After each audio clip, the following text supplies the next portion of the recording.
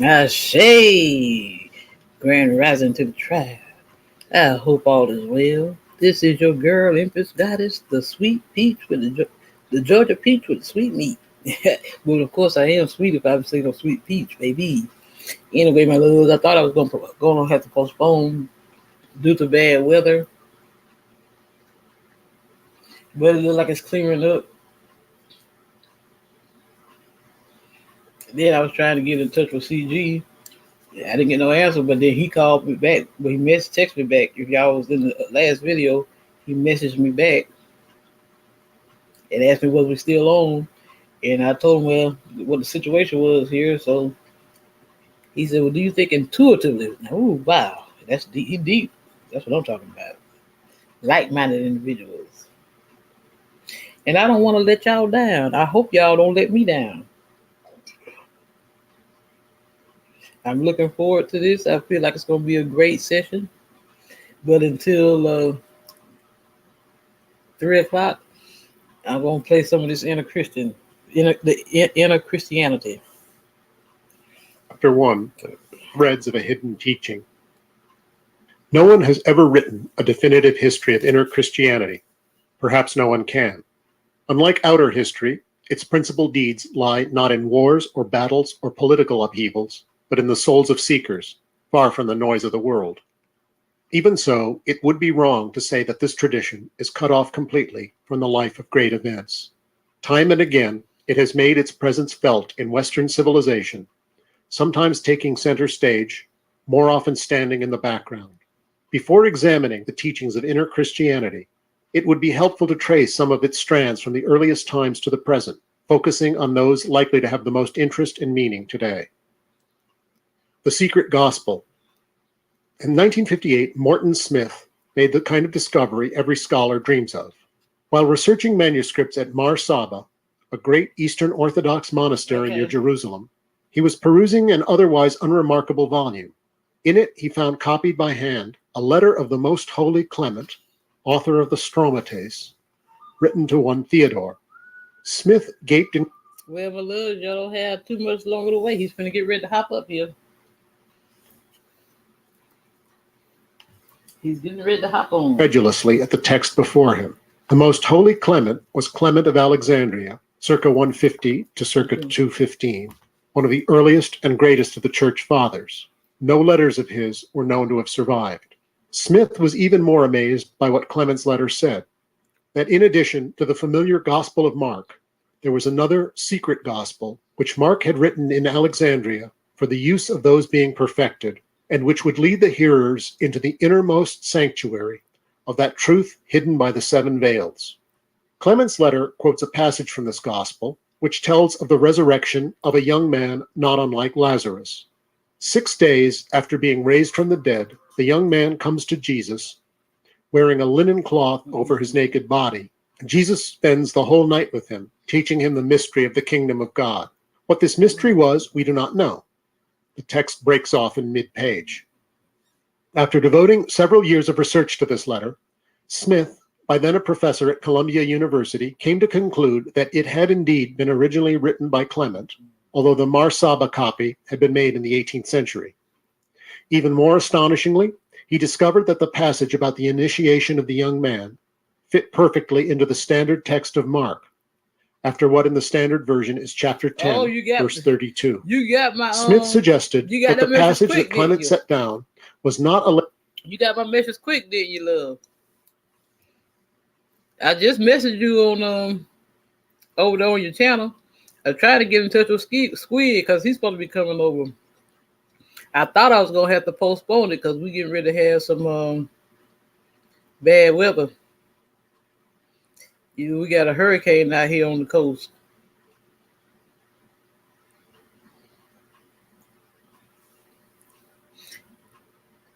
Big Dog Philly said, you want me to drop that link down for you, Prophet?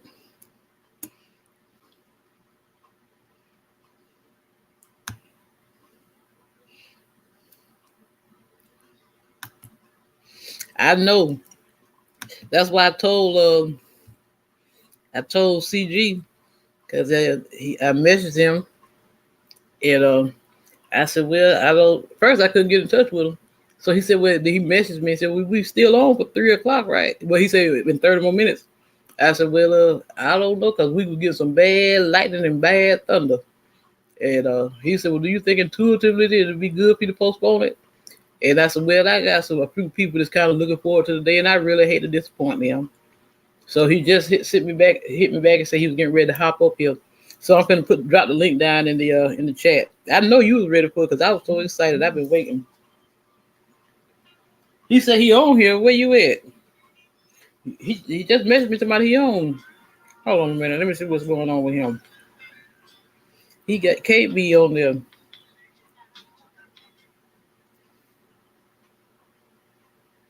What's up, Tay Weezy? Oh my goodness, I cannot believe it. You here? No wonder it's from the storm. Hold on, let me see what's going on with my guy. He must be on the wrong place at the wrong place here.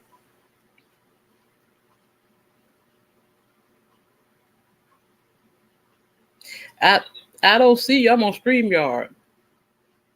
But I sent you the link to my channel page.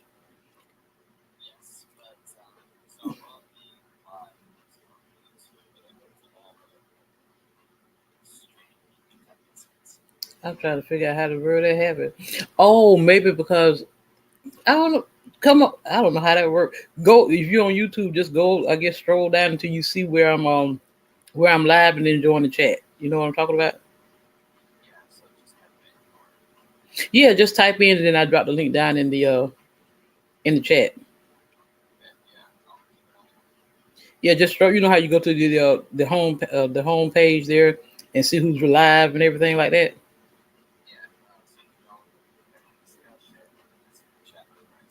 Yeah. Okay. All right, all right, all right. We in there like swim well. Yeah. Yes, sir. Okay, y'all. I'm gonna drop this link down. Okay.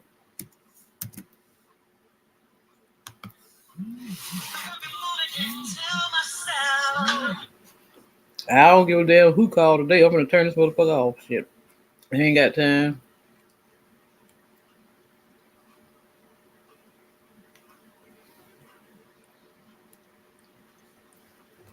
I'm so happy to see y'all here. I didn't want to disappoint y'all. And drop the link back down again. He said he was gonna look out for the link. So he was over there on my channel and he didn't see where he could hop in here. You know, y'all know I'm still used to still learning how to do this mess. That's why I really don't mess with that YouTube. I always come in through StreamYard because I can navigate it a little better than I can that YouTube. Yeah, I'm dropping the link down. Anybody can jump up on the panel that want to. Okay, there he is. Hi, Hello. y'all. Hey, how you doing? Whoop. Uh-oh. Oh, here we go. What's going on, love? Hi. Nice to How are meet you? you. Say it here. I dropped the link down. A couple, a couple of them want to jump up here on the panel as well.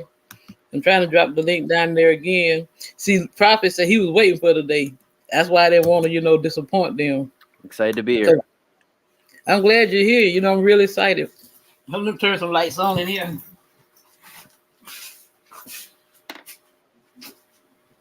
I was trying to eat a little bit. Give me just a second.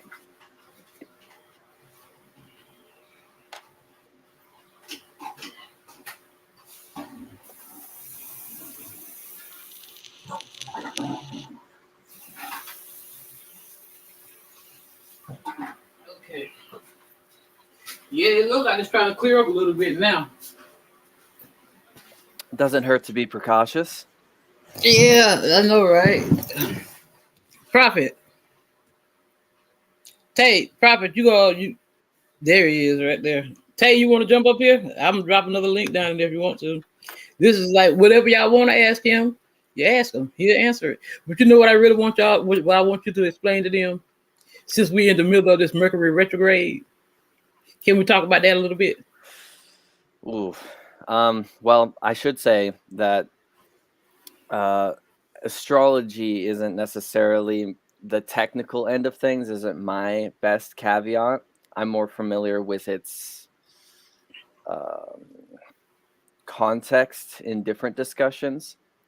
But all I know that's going on right now, although I would typically be better than this, is that the Pisces full moon is coming up. Mercury retrograde happens, like 3 times a year. I enjoy talking about that in the hospitality industry and when people work in hospitals and such. Right. And how you can just so readily see how it, just like the full moon, affects people's disposition. I've never quite worked out which ones will affect you harder than others, because I'm unsure if it's correlated with certain signs at certain times, with where it's going retrograde at that time, if that would be the time that it would hit you more strongly. I have noticed that through personal observation, but I don't have anything in the way of like an occult take on that. That's just I'm just like anybody else in that respect.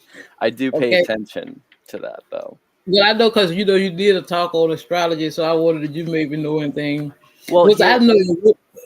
Go ahead. The only thing is my attention to astrology has mostly been through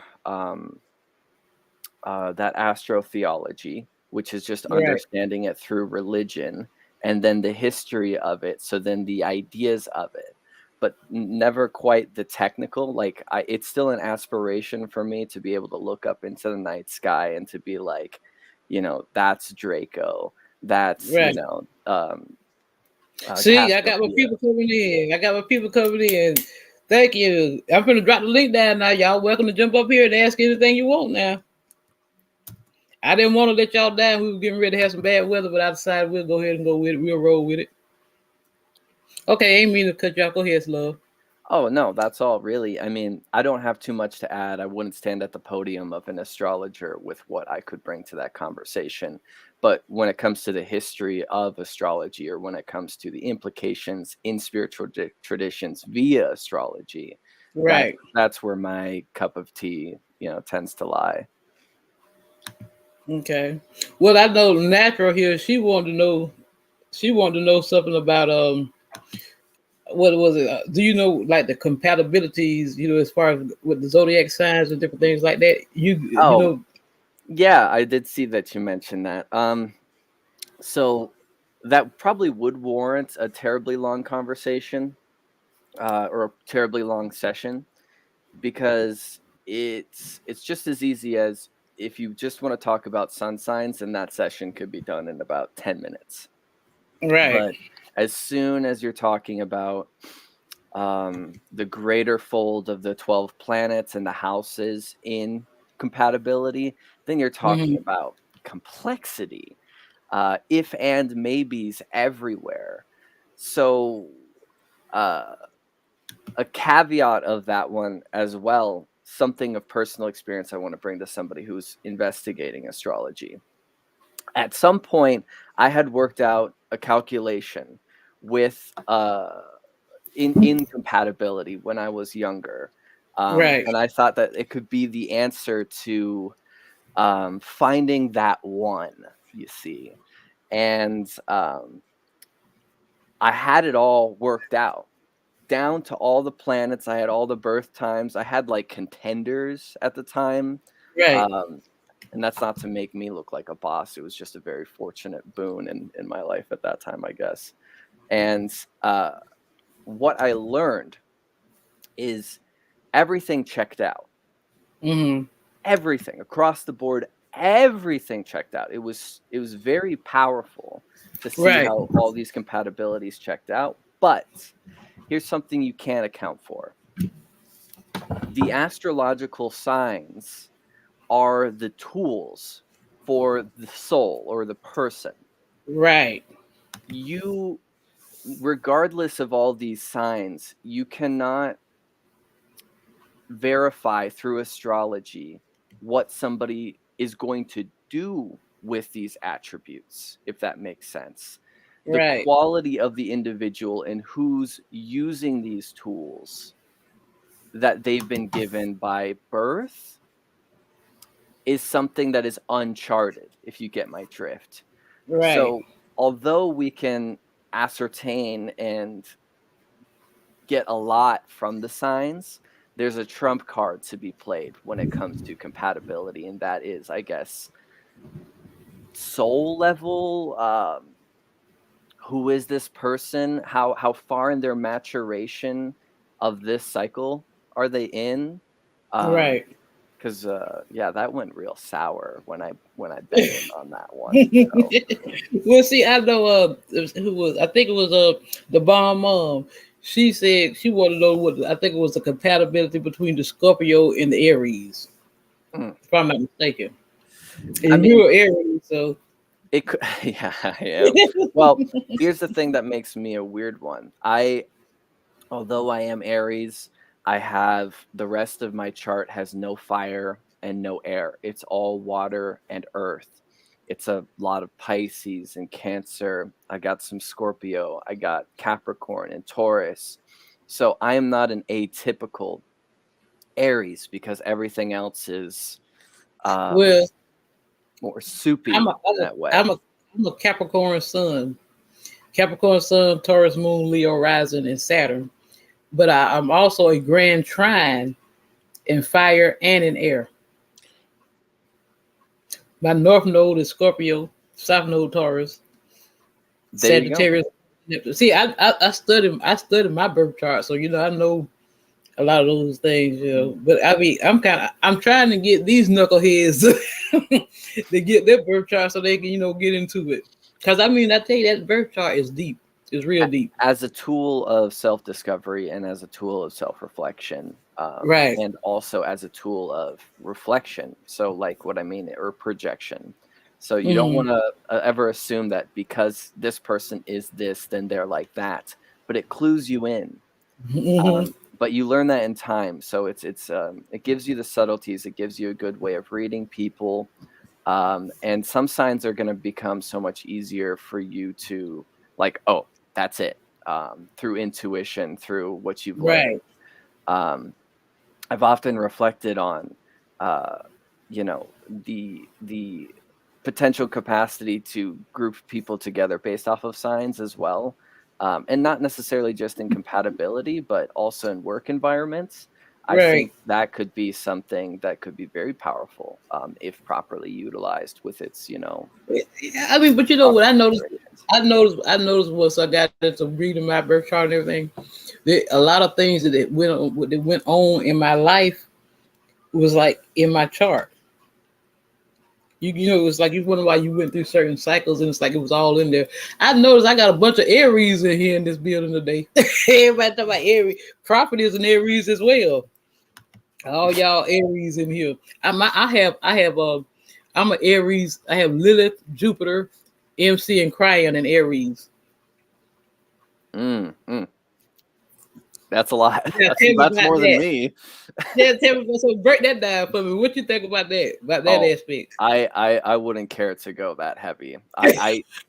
I'm more of an ideas guy. I'm not necessarily super into all this technical detail. That's not my biggest fancy. Usually I've only learned the technical details to get on ideas. Or I just use it in my personal life as a case observation. Right. But I will say, while we're on the subject and before we move on, I think that if you really start to pay attention to, especially if you have a really rotating roster in your life of people over years and moving locations, you might start to recognize that you attract certain signs reoccurringly. And that you might even attract down to like a set of 3 days certain characters. I had a case of moving. I was moving across the Midwest. I had moved to Greece. I had moved back and into the West Coast. And each of these individual locations, I had met somebody with a good friend of had a birthday within the same 3 days. So it was like everywhere I went, I would make a close friend who had this birth period of time, no matter where I was going, especially in romantic situations. It seems that we can get stuck in loops with signs. Right. which is wild and kind of purgatoriish, where you're like, why can't I mix this up? Which law of attraction, or however we care to rationalize that. But if you pay attention, you might realize some kind of synchronistic patterns of who you attract and See what comes that, into your life. that I watch Secret. Now that's another thing. I mean, since nobody else want to talk, synchronicities. Can you speak on that for a little bit? Because I watch all the synchronicities. I'm into synchronicities. I pay attention to signs and all that stuff like that. There's really heady ways to talk about it, and then there's more relatable ways to talk about it. Like, for instance, if I was to do a session on it, the relatability way that I would get people in is, say, deja vu is a light sense of synchronicity, of course, which everybody appears to experience. And there are different explanations that it's always a personal explanation that I hope people come up with when it comes to why they would experience something like deja vu, as opposed to this psychoanalyst said that this is what this means, or this scientist said that this is what this means. It's an instance for you to imbibe it with your own personal meaning, because it is your own personal experience, like a dream is. So I had a close friend who she used, and I always had a lot of interest in this, but she had used deja vu as an affirmation that she was on the right path. And so she almost thought of it as the Dharma, where it was like, if she wasn't experiencing deja vu for like a year or 2 years, she would take that as a sign of detriment. Really? Meaning that she's not on the path and that she needs to fix it.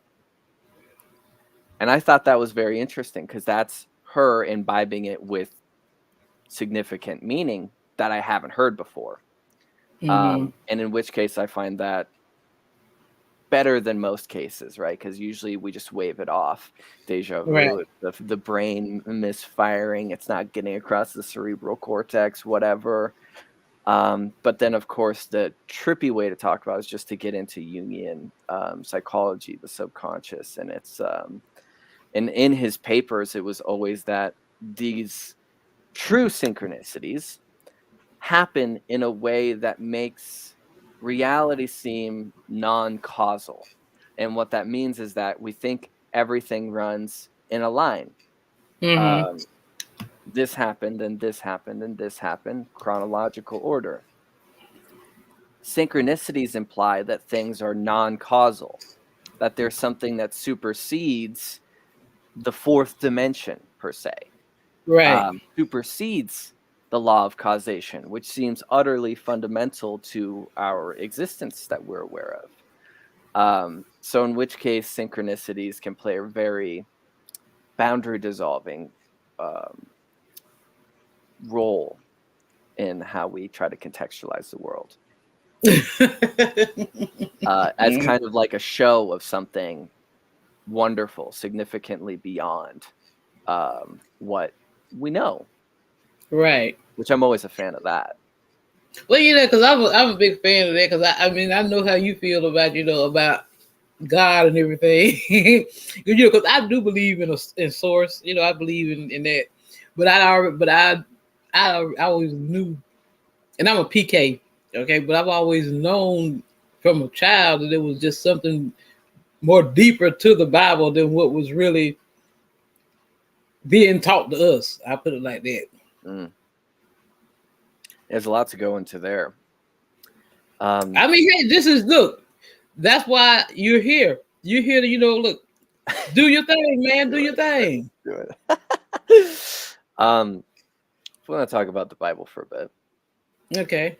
Then my particular interest has always been trying to point out to people throughout the course of how much of a politically charged move it was. Oh, yeah. Wipe away all the religion just briefly. And it was a political move to, if you change the religion, you change the government. That's the way the world was. It was theocracy through and through. your religion was an extension of the state, which I think says something, by the way. And then, but still, yet it's embodied, or it's imbibed with all of this appropriation of all the other religious traditions that were happening. So in a way, it's kind of like a spark notes to all these different religious traditions. They're all in there. These wisdoms gained by teachers, gained by magi. I find it rather on the nose that the magi, you know, for the ones that come to Christ, are Zoroastrians, Yes. and it And, seems and like then, you know, I thought about it when you said magi, it made me think of magic, you know. So that's exactly right. And they were astrologers, and that's how they right. knew that that was going to be a thing. But that's a whole nother discussion. But it's also to say that if you take, say, Genesis and you cross compare it to the Vedas, which were written much sooner than the Old Testament, then you can see that it's almost a verbatim translation. Just switch the name Brahman with God, and you've got Genesis in the Vedas. So in which case we should really pay attention to the fact that it's The not. proper fact he says he like that. See, his mic don't really work, but when you see him doing that, he love you. He love every time I play your, you know, your lectures. He said anything that you speak on is all right with him. It's a collection of what was before. So for people to think that it's a distinctly different tradition, it's a distinctly different way of approaching life, has been something that I've been trying to bring you know, a carving tool towards, right? Because it seems like, of course, in the Western world, this is our like magnum opus when it comes to any discussion of religious anything, because Right. of how strong the empire was. I mean, they came and ravaged all of our people, and they took our beliefs from ourselves, and they Right. threw us all in the same bag. And now this is what we say is the thing that they told us what is. Exactly. They brought that name on ships. We had our own names. We had our own ways of reverence, and now Right. we're speaking the names that they told us to speak. Right. I know. Um, so there's a lot, obviously. You see him? No. I've got some opinions there, but there, yes. I do. I mean, go ahead, do your thing. I love listening to you because I like the way because you put a twist on it. You just have me cracking my side because you're funny with it. You know, it's like I like to hear you when you're like, "Come on, people." Well, you know, it's not hard to see that we are in a when dealing with people who take wholesale exoteric traditions, and there's many reasons why people come to religion, but a very strong and big margin of why people go towards spirituality in general is indoctrination. Right. Is because they're just told everything that they could possibly need, and they're given a closed system of belief. And we see why this has been so detrimental. What do I need to do? Do I need to list the atrocities of the burning times? Do I need to list, you know, talk about the Crusades? Do I need to talk about like the Westboro Baptist Church in the modern day? Do I need to talk about the Vatican funding the Nazis? What do I need to talk about to ever bring a question to this dynamic of this wholesale population that we have that rolls with this stuff, gets empowered by it? And I think what's really, I don't know how to describe this any other way, but I think a detriment of our society, and a testament to the power of religious history, is the community that's made within it, the power of mutual belief. And there's no wonder that Christianity had such a stronghold over everybody's reality for so long, and still has a stronghold over certain political powers, or certain sway in litigation that we're still seeing, because they have community. They have power through numbers and people, mutual belief. Where else do we have that? Everywhere else we're divided.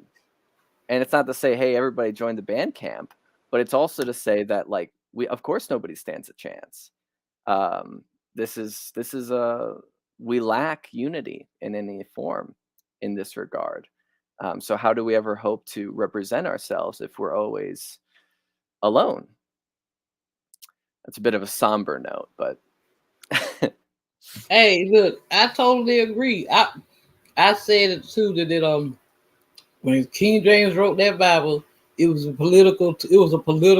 That's what it was. It's really one of the best tools of war that was ever written. To tell you the truth, because I've been telling people they've been putting the truth in our face all our life in movies and shows. I've always been able to see in between those lines. I've always been able to decipher that.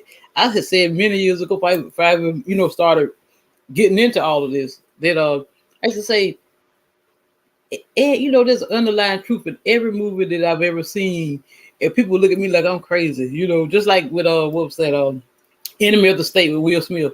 Before it all came out about the satellites and how they've been spying on us and all that, they came out with the movie. Then all of a sudden it really came out that it's been going on all along, but they already had told us about it before it was exposed. Just like what's that? It was this movie with Roddy Piper. It's an old movie where they was talking about the subliminals and everything. You know what I'm talking about? Mm-mm. It's a movie. I think it was like back in the 80s. Roddy Piper. You remember Roddy the wrestler? Roddy Piper. You're testing my knowledge. Well, he was in a movie that was I think it was They Live or something like that. Oh, where if you put on a certain pair of sunglasses, you can put on a pair of sunglasses and you can see all the subliminal messages that were in everything. Yeah, and just to depict this world in a much more stark way, the literal contrast between what the dream is and what we think is going on versus what is going on. I think it's a very thought-provoking exercise, right? Like, Anisha, I'm gonna drop this link down. You can jump up here, baby girl. Yeah, I'd like to see. I mean, if we could get any rando questions, I'd love to see. Yeah, I'm not the only one. Look, I didn't bring him here just for me to talk. Although when I first got into your sessions, I think the first thing I told you was like, man, I fell in love with your brain, with your mind, because it's like you just, oh my God, you just killed it, I'm very happy to see the mutual reciprocation, and also having anybody that engages with it, the material. Yeah, that's like I felt like you didn't wouldn't mind me broadcasting your messages. No, but I wanted to do respect, and I asked you, and so you told me yes, like I went on with it.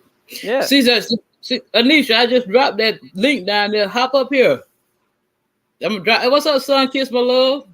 Let me shout out everybody in the chat. Anisha the Queen in here.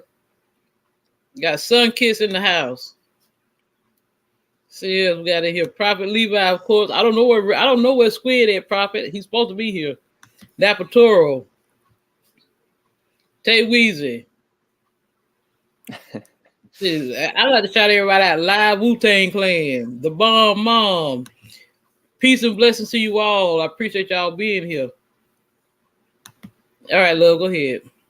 Oh, I thought we were waiting for questions. I'm waiting. She's down there talking about the government always tell us things way after they discover everything. They already know. Alicia, I dropped the link down there, baby girl. I'm gonna drop it again. Y'all, Sun Kiss, anybody, y'all welcome to come up here and ask questions now. I already know that the government knows so much. Just like with that, what's that? The thing they say they got out there in New Mexico, where they say they be with the aliens and all. Where everybody was going to go Naruto run into about 2 years ago. I believe all that shit true. Well, oh, she said she's not able to come up. She only can chat. Okay, love. But I guess I can take this as a space to rant about something. Go ahead. I told you that's why you're here. Do your thing. I don't wish to stand on a podium in any sort of way like this is what is, but I've often had to contend with the whole alien discussion with certain things that I've jumped into. Especially my first session was on spiritualism, which eventually moved into ufology, which of course is that whole study and that whole discussion. And by no means do I want to like degrade the discussion of like, is this possible? Have they interacted? Are they here? But all I can say from my studies, because I have certainly seen anomalous things in the sky personally more than once, just twice. But anyhow, when studying, say, like the Sumerians, and when studying the Dogon, I kept finding it reoccurringly that the cases where people try to link aliens, extraterrestrials, to the ancient past in a certain way seems really shifty in regards to how they're interpreting this material. When we're talking about people from the ancient past, we're also talking about a whole different reality, i.e., their perception, i.e., how they're approaching the world. The world is much more quiet. There's not information everywhere. There's no ADHD to be found. You bask in that quiet far more often. And so you're much more perceptible to your inner sanctum. And so, whatever spiritual entities are being discussed, whatever things are happening, can have a wholly different context than what we apply with our modern minds to that. And of course, we want to think that these material things, in our materialism, we would take what would otherwise be a spiritual thing and make it material because that's our perception of the world. That's what we've come into. So again, that's not a broadcast to deny or to make a stance, but when it comes to the ancient aliens kind of interpretations, as far as I've dug into them, it seems that they could always be explained mythologically. With the Namu coming down from the skies from Sirius and the Dogon, they're like, oh, hard bet, right? This is a case of extraterrestrial intervention of vehicles from the sky. In that case, it very much seemed to be a lightning storm. It's a lightning storm, and the Namu are water spirits, and their water comes down in rain. When we're looking in South America, they always look at the vision serpent, this depiction of a serpent that holds the gods in its belly, and they're like, that's a spacecraft. Well, it's like, oh, actually, it can be said that the vision serpent, it literally is sun rays coming down from the sky, bringing life and spirit to the earth. Spiritual interpretation instead of materialistic interpretation. And so, rattle them off, right? Over and over again, as I've found them, it's just this misunderstanding of a spiritual approach.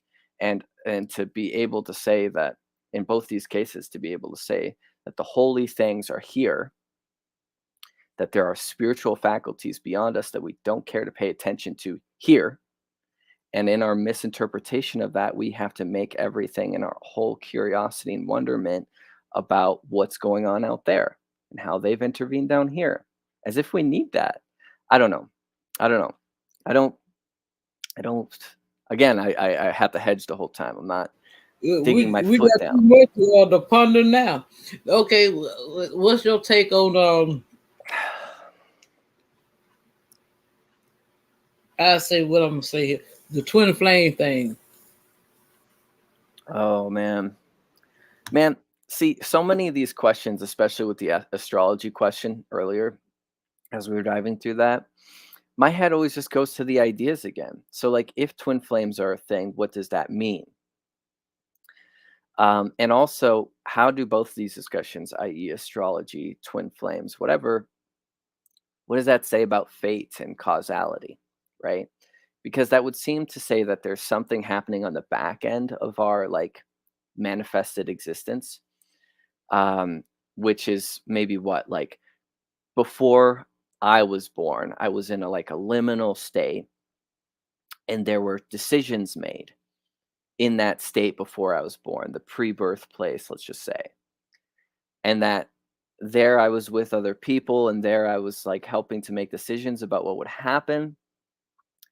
Does this mean that if I say I'm into the twin flame thing, that I'm admitting something like this, that I also believe in something like that? How do I care to explain that phenomena?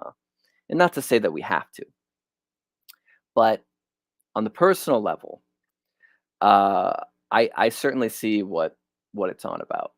I've I do very much believe that individuals appear in our lives and invigorate are the perfect key to unlock all of our concealments.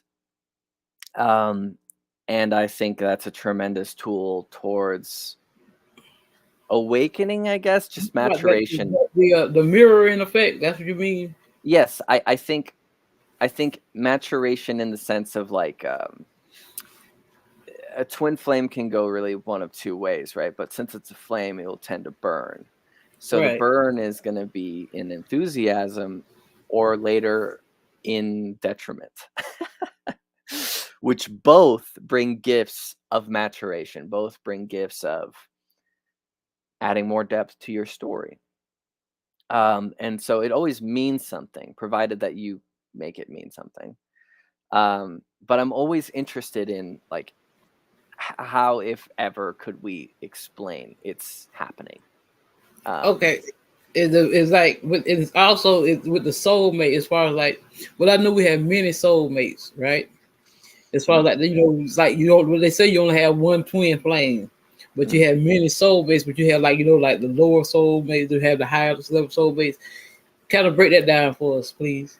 Well, as far as I recall, because usually this goes into talks of people that are like really aligned with tarot and really aligned with astrology, and this is the Trust me, nomenclature they like to show. trust me, several of my guests, and I'm personally into tarot big time. Sun Kiss, I know she's into it, so I don't know about Nisha, but I actually read tarot for myself. I have a bag full of cards here. But I think that Yeah. I'm in personal experiences, you can only talk about what you're experiencing. So while I could come up with some great ideas about how to explain it, I think, oh, nice, that's beautiful. Um, I resonate with the truth that there are different mates in that way. And then the kind of nauseating feeling of choice in life, of where to go with it. Wow, you've got a lot. Um, I don't know. I don't know. I don't care to talk about it much more other than just to again wonder about how is that So selected? you've How does been that come burnt to by that. be? You've been burnt by that, right? It's like you want to get out of that, right? Yeah, I don't I mean, I think that's usually something, at least for me, that I've only been attracted to explain something that I'm going through at the time. So it's only been relevant to me to help me understand and properly contextualize the situation that I'm in. But otherwise, I mean, here's this person that presents themselves to you and they are significant. Okay, how are they significant? How should I approach them? It seems like a very personal thing. Um, but I don't much understand the dynamics, like what makes that happen. That's just wonderful to me. But I don't have anything significant to say about I see you smiling about it. it.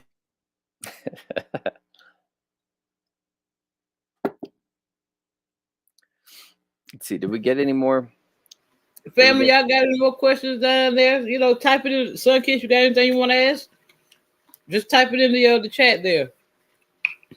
Since y'all act like y'all scared to jump up here. Here's one. He's live Wu Tang Clan said spiritual angels. messages beyond the symbology, angels,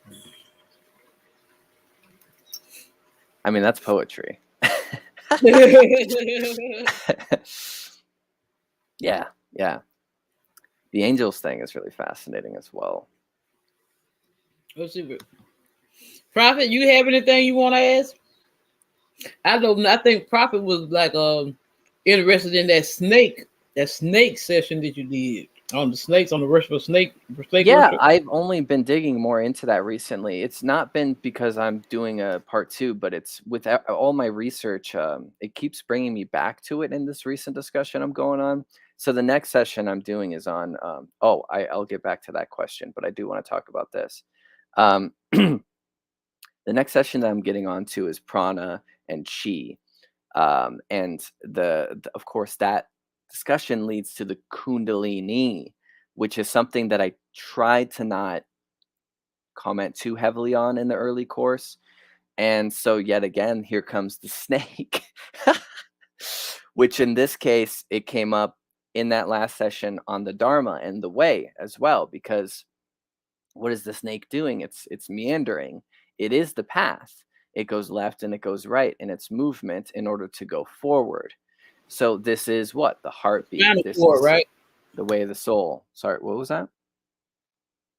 The spinal cord, the The snake, like the spinal spinal. cord as well, yes. And in that case, the kundalini is like Yeah. literally my snake spine, which is like, that's just absurd too. I mean, absurd in the sense that it's like, what the hell is a spine? Why does it look like that? Why is this all vertebrae have a fundamental snake in their back? Um, am I the only one that thinks this is weird? Um, but then, in that case, I've been finding it interesting to reflect on, to meditate on, you know, thinking of the way, the Dharma, as the snake, and also um, how life is quite that sort of meander forward, right? Left, right, to go forward. Our heartbeat is that same up, down, to go forward method. And so it seems like there's something very esoteric, something very like fundamental, almost hermetic about that snake approach, or the snake. And there's endless ways to talk about it. I mean, that session, I'm just like rattling all these different interpretations I got based off of these different traditions. And of course, there could be a part two, and something I'm probably going to comment in these future sessions. But anyway, I saw a question earlier. I think it was about God. Did I miss it? I don't have like the old comments. Oh, here I do. Truly believe about religion. His I don't understand this concept. Doesn't believe in God. I'm a real shifty person. Um, I don't get the opportunity to speak on different religious traditions. Um, if in the way that I do, if I'm not ambiguous about what I really believe, if I don't do my damnedest to approach it objectively, if I come out here and say I believe X, Y, and Z, and then I go on doing the course, then that can easily lead its way into being preachy. If you go across YouTube or just speakers in general on these heavier subjects, you'll see oftentimes it's rife with egotism and personal motivation, and also holier than Taoism. Um, I don't. I'm not doing this out of anything other than fascination. I'm not pushing forward in study in order to validate my beliefs. I suppose it would be to say that I'm pursuing study in order to gain belief, I guess. But God is a very tricky word, and I've always, even when I was a kid, I've always had an issue with that, because it's not a question of. It's always a question of who's saying that word and how are they charging it. If I'm in a church and this guy says God, he might be charging it to make me what? To make me wear a polo shirt, to make me tie my sneakers better, right? That's the way he's using God. And then so like if you ask me, do I believe in God, then I'm gonna wonder, what do you mean by that? And so, do I believe there is a wonderment about this situation that we're in, the human condition, the phenomena of reality? Then yes, I feel a wonder. I've had very strange experiences that are inexplicable, and that obviously have put me into the way of studying weird things to try to understand the weirdness of this all. I am reverent to the wonderment of this thing that we're going through, but God tends to be charged differently by different individuals. Um, I think that's what I have to say on that. Wasn't there another question in there? That's a great question. I love that these are coming in. Um, what does he truly believe about religion? I think that religion is when we can try to come together with community in mutual belief, but I think that we're more in an age of spirituality, if anything at all, which is the individual pursuit of truth or fulfillment or what's going on in this world and what should I do ism. um, Religion has tended to be an appropriator. It's culture, so it wants to control your behaviors and what you do. And when I say control, it's not necessarily malicious because it's just a program. It's a way of approaching the world. I'm under the disposition where I feel inclined towards my own program in the sense that I want to continue forth in my own way. So I'm a little dicey about religion in the big sense of the word. I'm big on religion in like paganism. I'm big on religion in Taoism. I'm big on religion in the ancient traditions.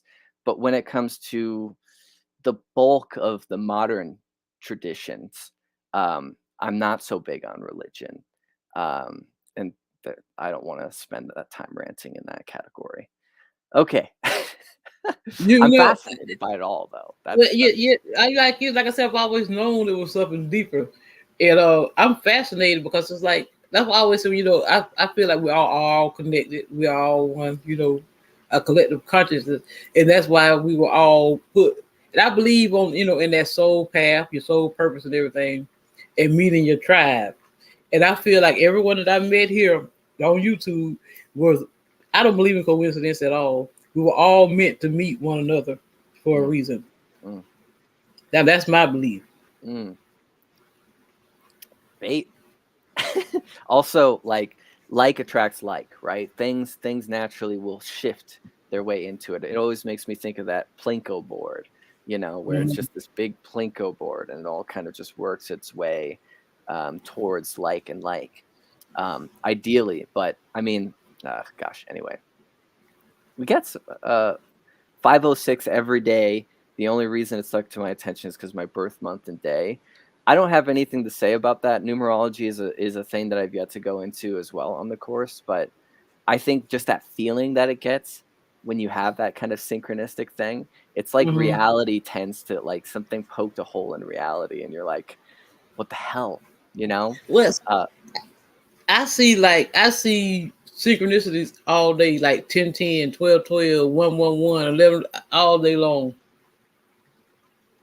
and I mean, math is insane, and I think it's a great shame how it's taught to us in our education because They like really missed it. They taught they didn't teach us the right math, did they?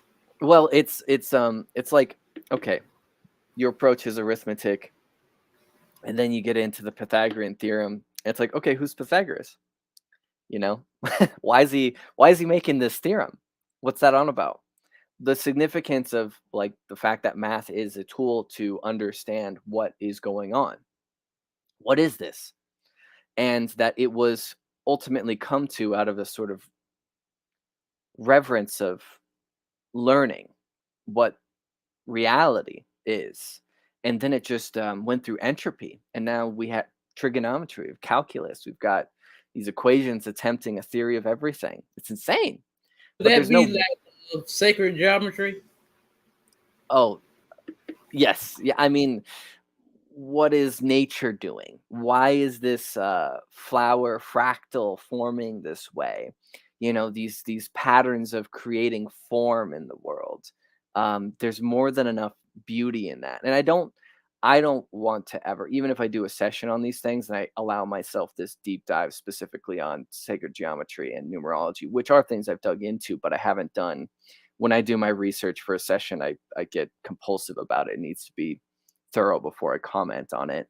But I will say that both just bring an ultimate sense of wonderment, which I think is it. We don't have to explain it much further.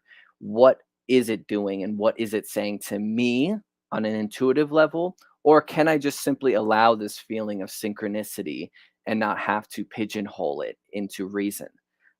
It's something from a different realm, so to speak. So allow it to be different and allow the wonderment, and don't try to force it into the language of Hold on material a second. existence. Finally, you brought your behind over here. Peace to you, Red Squid. I'm gonna drop the link down in there for you, okay, love? Go ahead, CG. This is who me and Prophet was talking about. Uh, Red Squid. But you got some questions coming in. I'm glad y'all yeah, dropping questions in. a higher being, a supreme, our creator. As a definition of God, I don't, I don't, I don't know. I don't know.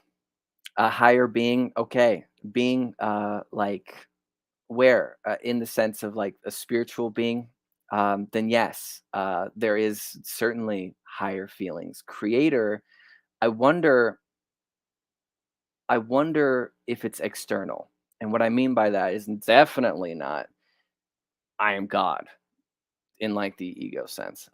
In another way we are, but our creator, as I've seen all these creation stories, especially since the primordial cosmos is always likened to water, the Abzu, Nun.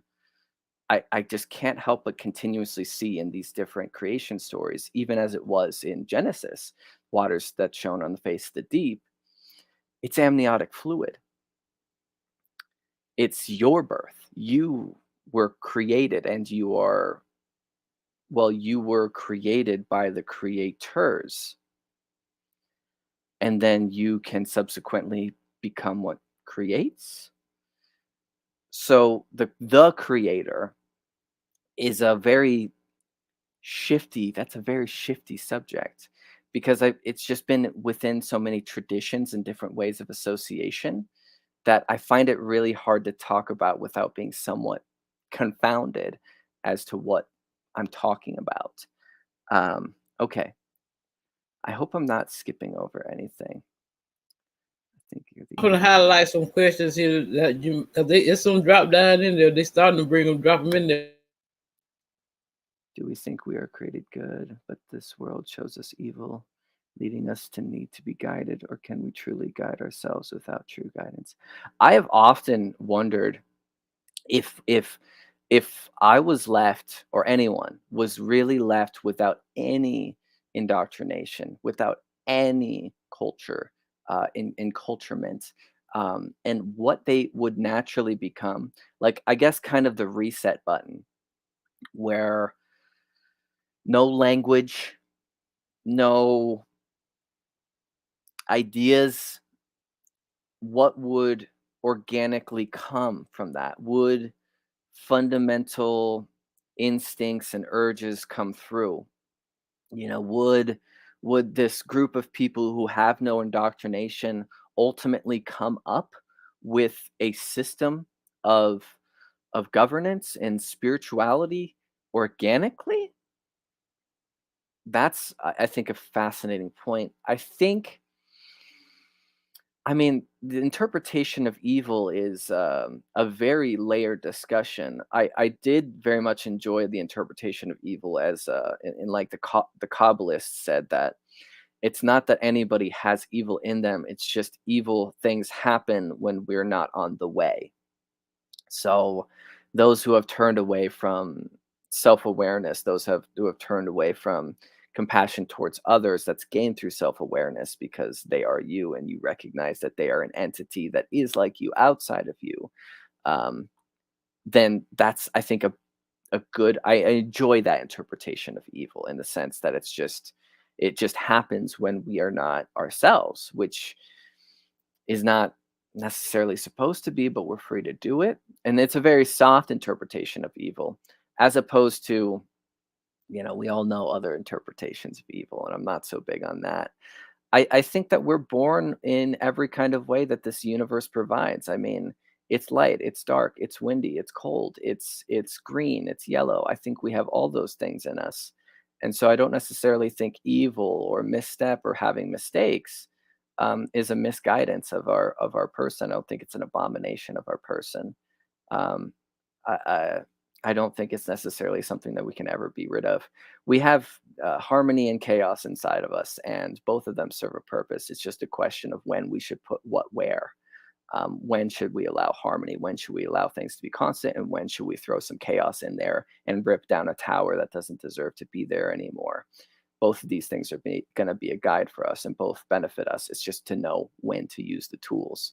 So in that way, I guess it's to say that evil doesn't really exist other than us just not knowing what to do with what we have. Would you consider yourself an omnist? I just don't like names, people. I don't like naming myself. I like what omnists are doing. I like what Taoists are doing. What is an omnist? It's just to say, as I recall, actually, you know what? Let's do this. Squid, I dropped the link down in there. Believes in all religions' history. Etymology of omnism is om, which is that sacred sound, I believe. Those in recognition and respect of all religions and their gods and the lack thereof. I mean, yeah, I suppose it fits. I also fit into that Taoist interpretation at times. Here's the thing that I want to say. I don't like names because what function does that name serve for me? Why do I need to name what I believe? Is it so that I can properly package what other people for what other people should think about what I am? Because in which cases the associations that come with their name are beyond my control. Somebody could say they're a good Christian, and to somebody else they're like, oh, thank God. And then to somebody else they're not somebody they want to spend time with, especially on Sundays. And it's because they named themselves. But I like to not have that association because I feel that my beliefs are very fluid. I feel that I'm learning, that I'm alive, things will change, and so I've never been comfortable with names. So I don't consider myself anything. The only name I'm comfortable taking is that I'm a human being. I don't know what's going on, and that's what I feel like is our baseline, and that's all I feel like I could say with any confidence. Okay. Have you studied world religion? I taught world religion. That's why this whole course started, was being paid to teach world religion. So yes, I studied world religion. Oh, maybe in the academic sense? No, no, I didn't in the academic sense. I've always studied language. I've always studied culture, and I studied propaganda and rhetoric. That's what I've studied academically. However, when I was 11, I had an existential break that broke my way of approaching the world, that I was fed. And ever since then, even though it seems quite early, I was a very bookish kid. So my first enterprise beyond that point was to read all I could about Buddhism, was to read all I could about Islam, and to read all I could about Hinduism, because that's what was said to me, was that these are the other things. And then, of course, as you know, in time, I came to so many more traditions. And thankfully, when I was 17, I was introduced and befriended a Lakota medicine man. And he's the one that broke open in showing me the ceremonies and showing me what they do and allowing me in. He showed me the animistic and the native approach, and that blew the rest of it. So while I've been in academic circles for certain reasons, my study has always been individual since before I was a teenager. Um, it's insatiable, honestly. It's very insatiable. I'm always fascinated by these things. I wish my bookshelf is stupid. Anyway, what else do we got here? Let's return to zero. I mean, we don't it's not necessarily that we must, it's that we will. Someone that respects beliefs of multiple religions. I respect all religions. Yes, yes. Now, I just wish that world religions were more all encompassing as well. I think that since we're just taught the major, I think that's a great shame. I mean, Mithraism was fascinating. That's why I wanted to start opening the course with something that weird. Spiritualism was fascinating. It's literally opened the course with something that weird. You know, I think different spiritual traditions do a better job at pointing to certain different unmentioned parts of life. Like spiritualism mentions spirits and channeling, which is a part of religion that doesn't get mentioned on a lot, talking about apparitions and talking about ghosts, like literally, and embodiment or the voices of spirits, which you can get some allusions to, like say in the Odyssey, you see that there's allusions to that where he's conjuring spirits from the dead to talk to them, grimoires and such. And then you have a spiritual tradition per se that's actually touching on this. That's fascinating. Like I mentioned Taoism before. Here you have a spiritual tradition that's mentioning a discussion on nature, the fundamental world of nature, and the fundamental like pull towards nobody should have power and all rulership should be co-equally basic. And that seems almost like a hippie approach with a certain translation. It's like there's a religion for that. That's all fascinating. It's all great. So it's so much more than just the big four, so to speak, because they also bleed into each other. But I guess that would come in a more advanced course. First thing you teach people is what these things are. But anyway, since you studied religions, do you feel all have good in them? And if you choose, which one would you submit to? Gosh, people. Um, They all are good, which I think my former point was illustrating. But much like anything, if it comes to the point of using this for power, then it's not quite, then it's something else. Institutionalization is something else entirely. And in globalism and in getting people on the same page, you could say there might be something good about the spread of the institution in like unifying, but that's a real stretch. But yes, all religions I am fascinated by. I like the ones most that get the most unmentioned. And I find the most good in those because those are parts of our being and parts of our history that we haven't unlocked and that we don't touch very naturally. So that's where my pull always goes, is what's not being talked about, what's not being mentioned. And again, which one will I submit to? I don't like that. I don't.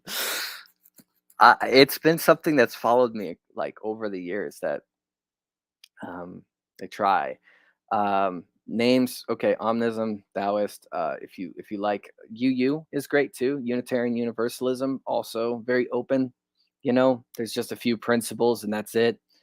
So if you ever want a name, but if you don't want a name, but you need a name, feel free to throw any of those in. UUs are great, but they all depend too on what local populations are populating that UU. So it could be a bunch of recovering Catholics. It could be a bunch of people that have more pagan leanings. It could be people who have more Buddhist leanings. So it really is quite dependent on locale, what it's actually going to be like inside the UU. But anyway, 11 correlates with spiritual awakening. 11's the one that follows me. Thoughts on the moon. The moon is fucking trippy as hell. I don't understand. The sun is an ancient allegory for that which is constant, that which endures. Although our atmosphere changes, it's always fundamentally going to be there, and our whole reality depends that it's always going to be there. Our cycles are literally by the sun, right? It's sunrise, sunset. This is fundamental, constant. The sun is that way, and the moon though, that's change. Changes its face, changes its colors, exposes some of itself, a little bit of itself, none of itself, all of itself. And this is the part of us that is change. This is also the more classically speaking, feminine spirit. So the sun and the moon are literally these orbs in the sky that are like constantly presenting themselves to you. So what does it mean? What does it mean? So you have that which is constant, you have that which changes, and they both have a tremendous allegory for you as an individual and are literally embodying themselves, representations in the sky constantly. There's, I've never not been baffled and beholden to the beauty of the celestial spheres, especially the moon. I'm a big moon fan. I've been to plenty of rituals that center around the moon, and things can get really weird there, which I love too. Hollow Earth concepts, I don't know. I don't know about that one. I don't know. I do think out of all of like, it was like early 2000 where I really started to early 2010s where I really started to dig into like all these peripheral what they call conspiracy theories, and like, there's this hole in the Arctic that you can just kind of dip into. I don't know. I've also seen plenty of interviews about like claims of like hitting a certain part and digging into the earth, and they like open up and there's like beings there. I don't know. I've never seen it. I think it's fascinating though. I think it's fascinating. Out of all of the theories that came out during that time, I found that one particularly fascinating. Anisha the Queen to put you in the hot chair. That's funny. I appreciate it though. They're all great questions. I've been enjoying this. Changes the Chinese moon goddess name. Changes. Okay, I'm gonna have to look into that. Oh, okay. Can you give us your opinion on death? Hot seat.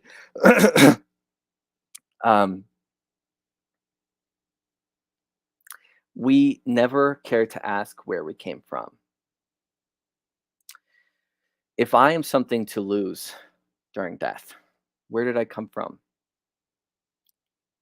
And so, of course, this question leads itself to the materialism, right? Like gleam in my father's eye, that kind of thing. But nobody, like in all these traditions too, in trying to explain death, it's or anything about these religions, it's so rare that we get anything saying, where did we come from? If we have a soul, where did it come from? If it's Christianity, then our soul goes to heaven or goes to hell. But where was it before then? Or are they just spontaneously created when we're born? So my thoughts on death are very confused. I'm not I think fundamentally speaking, and this answers more questions than just this one. I think we're in a great unknown, and I think we don't know what's going on. And I've said that reoccurringly throughout the course. And so when that time comes, that to us represents the ultimate unknown of our life. We always face the unknown. You're always going to go outside and you don't know what's actually going to happen, even if everything's very routine. You don't know. And there are times in life where things are so rough because it's so uncertain because you don't know. And that's a feeling that we have trouble coping with, and I think it's a beautiful feeling. I think there's a lot of strong meaning we can take from that feeling of uncertainty and the unknown. But here's death, and that is like the trump card of this feeling. You don't know, and that's okay. If you can be okay with that, it's okay to not know. We don't have to know anything about it. Um, that's an approach. That's an approach. But I love that question, and I've done a few sessions on death. I know I did death goddesses, um, and nothing on this earth gets wasted. I mean, if you look at the mycelium and you study what they have done, As a yeah. matter of fact, I just aired that I just podcast that when you did on Deaf Goddesses, I believe it was last week. Oh yeah, I love Yeah. that session. Yeah, I did that one. I think, matter of fact, I think Prophet was in who, I've been diving down through it. I don't do so many of them. I still haven't got to even half of the sessions yet. The Grim Reaper note in that session was the one that really stuck out to me. We are grain and we're going to be harvested. It's quite a dark take on that, but the Reaper is so ubiquitous across common culture. What else do we have here?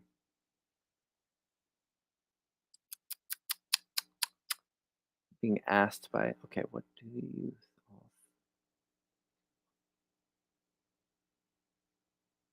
what do you all think that we were to be asked by to be here by the Most High Creator? Why we're here? If I'm interpreting that question right, Well, I should make 2 points here, and then I think it's a good place to stop because this is as long as my sessions usually go, but unless any really jarring question comes, I'll make these 2 succinct points. Um, I had a moment, and this wasn't this wasn't, there was no psychedelics to perpetuate this, I should claim. Um, but I had a moment when I very starkly believed that I came to the meaning of it all. Like, this search for the meaning of life was something that was always very hard baked into me. As a kid, I'd ask way too many big questions, and I thought I'd ask, "Where did we come from, and what are we doing here?"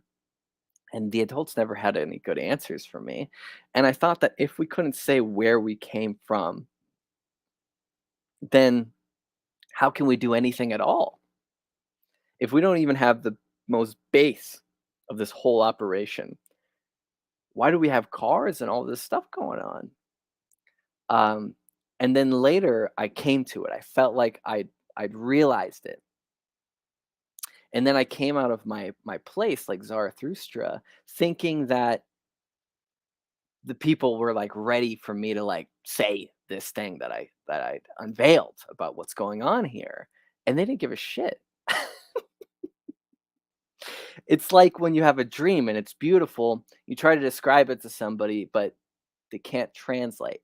It doesn't translate because it was for you and it was a feeling. That's the thing.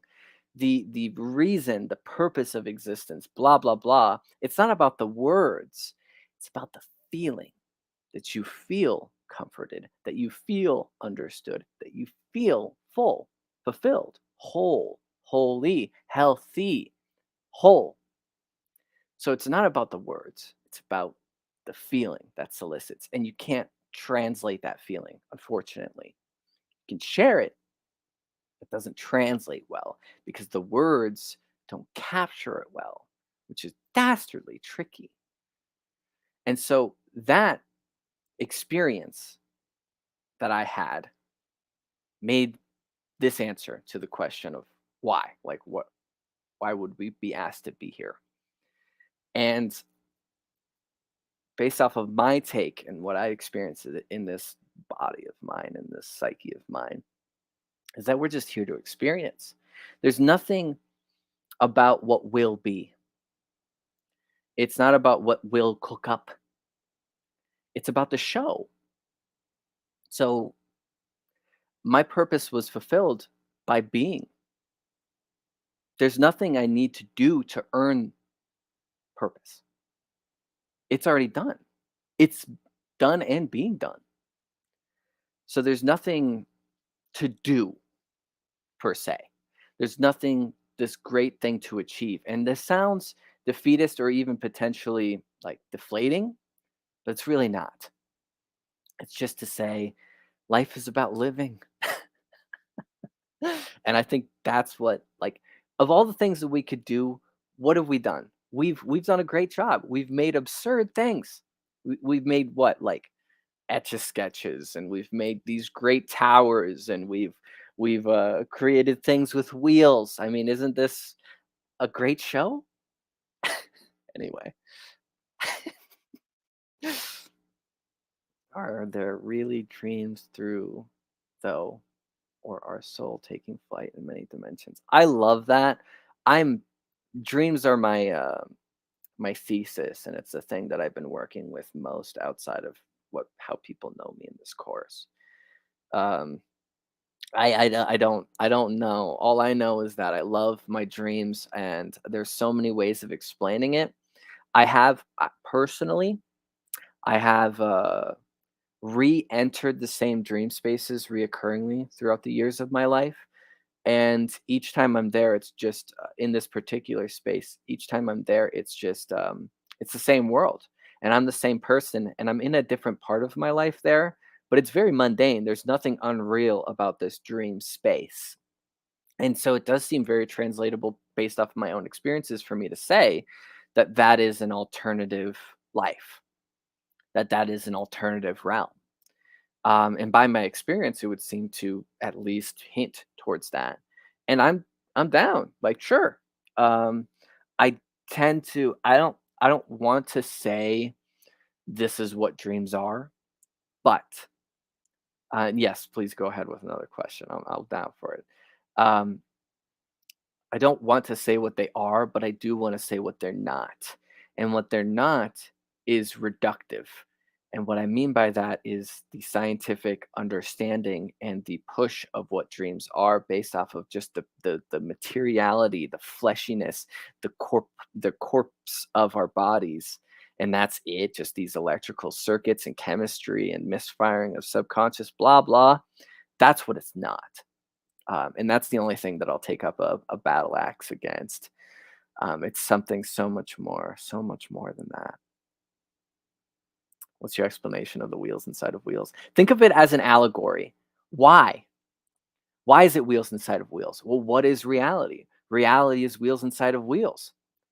It's cycles within cycles, getting stuck within loops. We're in loops. We're literally inside of a circle, inside of a circle, inside of a circle. My eye is a circle inside of a circle, inside of a circle. And the sun is a circle, and the moon is a circle, and the solar system's a circle.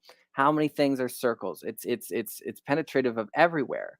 So when you're talking about the fundamental spiritual nature of things, and you're going to embody one of these creatures or attributes through symbolism, what is it? It's circles within circles within circles. The eyes are perceptions, and the eyes are perception or beings inside of the circle, looking out of the circle. Exoteric, blah blah blah.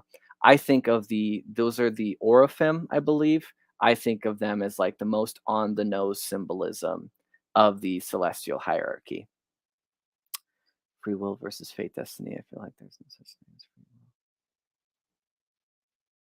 will. Oh, I think Anisha has one more question too. Oh, there it is. I'll get to all these. Wow, I'm really, gosh. I feel like there is no such thing as free will if everybody has destiny, right? Like as far as free will is concerned. Mistakes. Yeah, and I mean, I've touched on this several times in the course. It's a subject that's always fascinated me, and it's something that I even have battled academically in the history of astrology. In that particular paper, that was the whole thing. Is just to try to understand this whole dynamic between fatalism and free will, which is a philosophical debate. I mean, this is an ongoing subject. This is something for everybody to comment in on. Throughout time into the future, this is something for us to continually go in on. Now, personally, in my personal experience, not talking of academics, not talking of any spiritual traditions, my personal take is that life has seemed to be more towards fatalism, that it seems like it feels more like it's all just working itself out, as opposed to me on this rampant run across like senseless phenomena that goes in every direction infinitely. It feels more like a river as it's moving itself down. But again, that's a discussion. You think people who predict the future are tapping into higher? Okay. So what's tricky about tapping into the future and prophecy is that for X amount of people that claim it, there's like this amount that are right.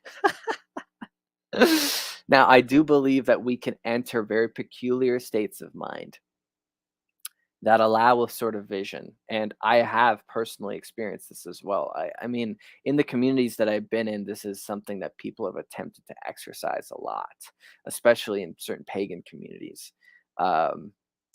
Divination. That's divination.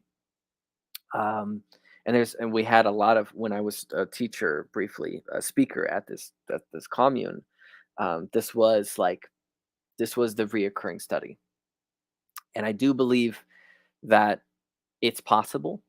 I think, but how to make yourself see insight into the future? Like I'm gonna will myself to do so. I have a I don't know about that, but I do believe that visions come to us involuntarily, and I've seen that happen to myself and others. And it's like a dream. You don't make up the dream; it comes to you. So if somebody's claiming that they're a prophet is when I throw up the red flag. But if somebody is like ravaged by something that they felt and saw, and they don't, it's not a podium for them, then it's like, you're the one I'm interested in hearing out. Okay. One more All right, question, send it away, and then I need to take care of myself. This is great fun though, but please, yeah, go ahead and send the question in. But I feel like we could do this for a long time, which is great, and got a great love for all of you. What has Tibet meant to you, sir? Tibet, I feel like it really deserves its own session. I don't wish to comment on it right now, but the one time I got to comment on the course is their shamanism that was before Buddhism came, which is Banpo, which is a really hard subject to study because there's very little information on it. I would love to visit Tibet. Now, I do believe that, of course, I wish to see these people liberated in every sense of the word, and to be as far removed from all of globalism and society as they care to be. I wish that for them. And I think Tibet is a very, very, very curious place. And I haven't even thought about doing a whole session on Tibet. Okay. One last question or not? Let's see.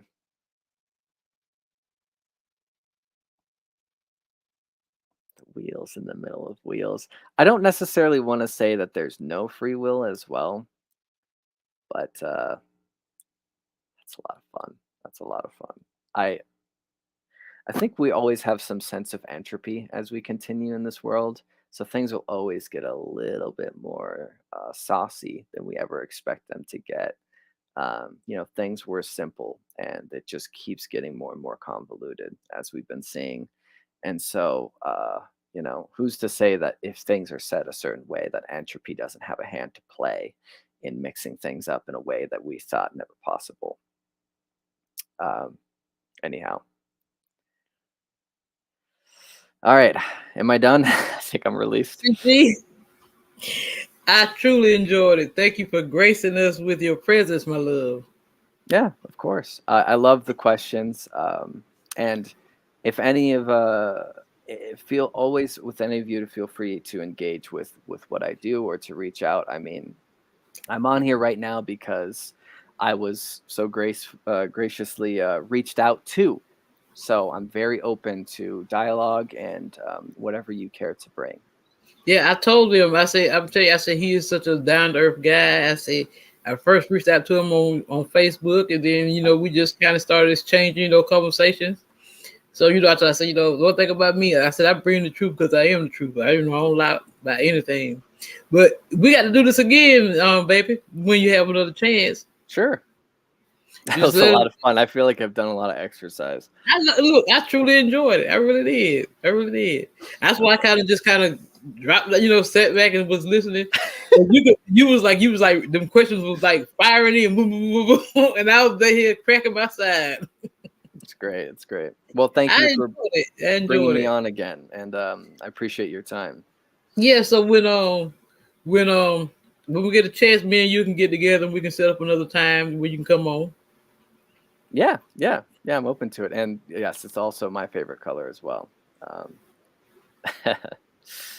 And this color block thing is like my uniform, by the way. This is really. Anyhow, yes, okay. You're pretty dope, huh? Thank you, baby. Thank you. Yes. I appreciate it so much. All right. Bye for now. All right. Take care. So, you guys, did y'all enjoy that? And if y'all want me to bring them back, I already gonna bring them back on. So, I'm glad y'all enjoyed it, my love. I'm glad. See, if Empress Queen can do it, I'm gonna do it, my love. See, that's what I want. Thing I can say, that's what I tell you about. You had them naysayers, people that they don't want to see you. They got thousands and thousands of subscribers. I only got 200 or something subscribers. I feel blessed that he came. He just hopped over here and blessed me with his presence. I feel very blessed. So I got to thank the Most High for that. So, my loves, If y'all enjoyed it, put a 1 in the chat now. I only seen 2 people put a 1 in the chat. I hope y'all enjoy this content. And I'll let y'all know when me and him get back together and schedule another time for him to come back up here for y'all to pick his brain again.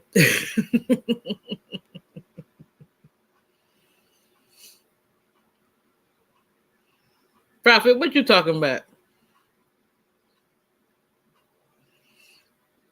Say okay, huh? What you laughing about, cousin? Yeah, I like him. He's just so down to earth, you know. And I was telling y'all, he said anytime anybody want to reach out to him, he's on Facebook, he's on Instagram. I mean, y'all know guy's name. He has a channel over there. He has a channel here on YouTube. Just CG DAHLIN.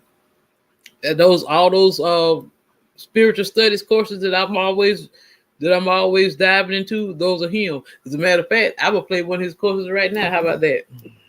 Because the prophet said he in there like swimwear now. He ready to do the damn thing. Let me put up one of his since y'all was asking something about the goddesses, wasn't y'all? Let me find that lecture that he did, that spiritual study session he did on the goddesses.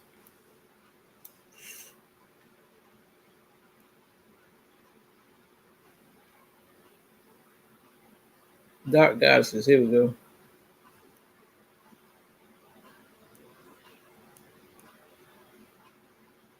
Welcome to Spiritual Studies Session 55. This session is covering a swath of obscure, dark goddesses across mythic and religious traditions. The arc of this session starts with the obscure and moves towards the more relatable, more translatable. This is a collaborative religious topic of, or I should say, hinting toward the divine feminine, the sacred feminine, but an emphasis on the dark, as is a religious trope of pantheons across the world. The powerful great mother, the destructive mother. We begin our conversation, again, I hedge, with the most obscure, previously mentioned in the course when covering Orphism, Ananke. This Ananke translates to inevitability and compulsion, and participates in the Orphic creation story, entwining with Chronos, being unaging time, taking the form of two serpents serpentining around the Orphic egg, time and inevitability. That this force, Ananke, incorporeal, would have her arms extending throughout the universe and touching its extremities, quote. In other creation stories, Ananke isn't mentioned. And in the, what I want to say is, as we'll be discussing, there is a lot of drift between what is Nyx and what is Ananke. Nyx would be taken in by the more classical stories of Greece, which again are not solid. They are also a moving tale. So contradictions of who births what and what means what is dependent on what story you are reading. In this particular Orphic rhapsody, it is Ananke, Chronos, and the thesis, the idea, the time, and the compulsion, bringing forth Phanes. That these early parts of the story were not as popular to some because they are beyond human comprehension, expressibility, not so acceptable. But the curiosity of this early primordial history is the tale of ether or aether and chaos, the chasm, which seemingly all religious creation stories begin with, the chasm or the chaos. And in this rhapsody, we're talking about this effort of Kronos and Ananke separating the Orphic egg, separating the ether, the upper air, from the chaos, the lower air. So it was a kind of sifting that took place with the Orphic egg that moved, that separated the upper from the lower. The aether, of course, being that air of which the gods breathe.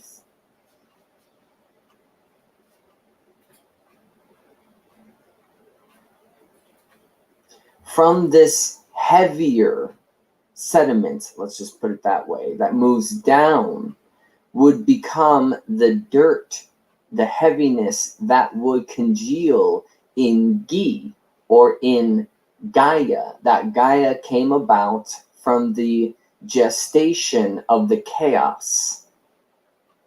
Curious, huh?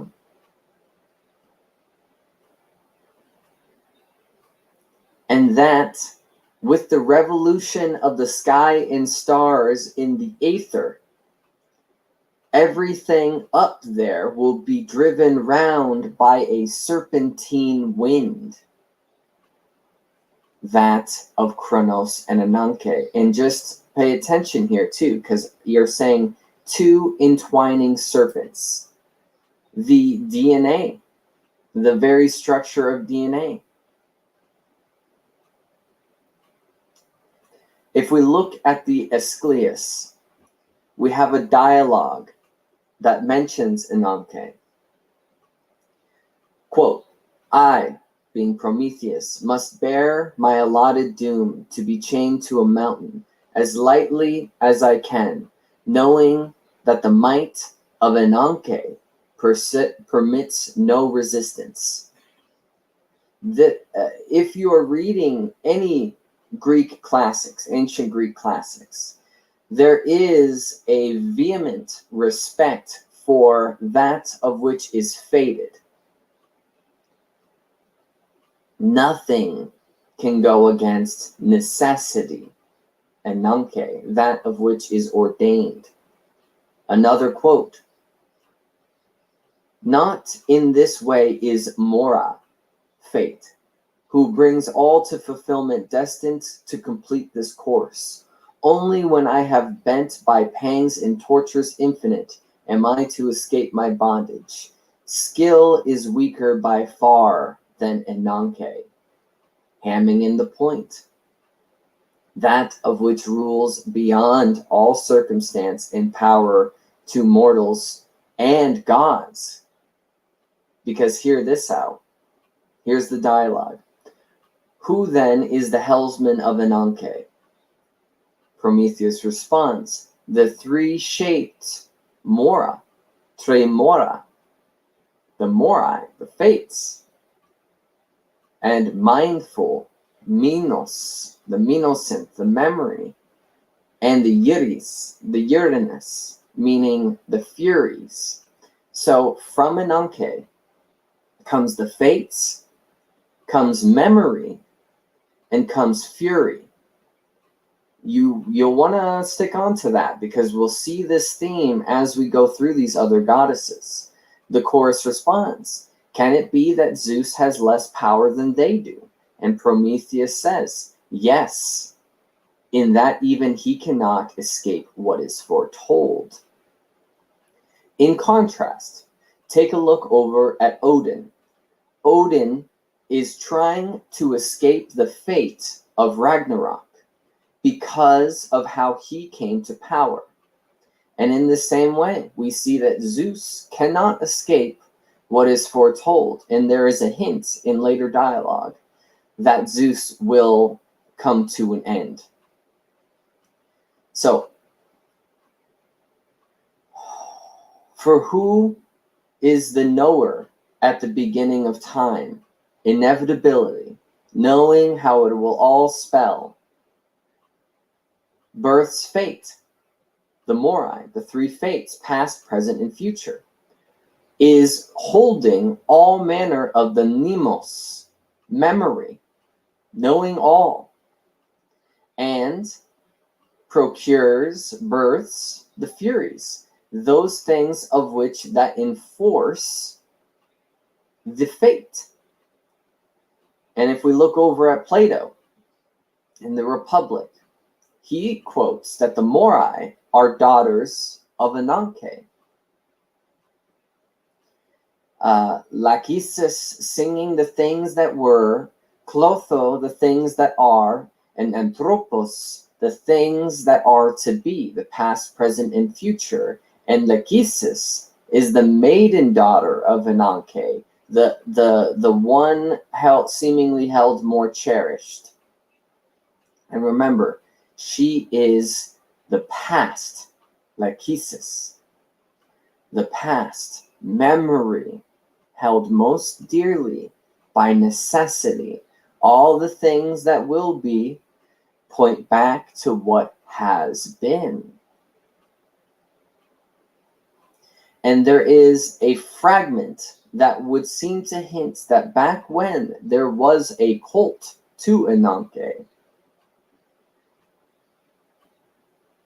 and when a depiction has been found, which again, she is a more obscure goddess, she is wielding a torch through the darkness and is a winged figure. So let's talk about Nyx now. Nyx is within the greater fold of the Greek canon, of the Greek storytelling, not just the Orphic, and is believed to have given rise to the universe, including the earth. So, again, a goddess that was prior to all that is. Now, Nyx was a fearful goddess, and that Zeus would not dare to cross Nyx. He would back down. And as the story generally is, right, Zeus is the biggest of big boys. But yet, if it came to crossing Nyx, he would back down.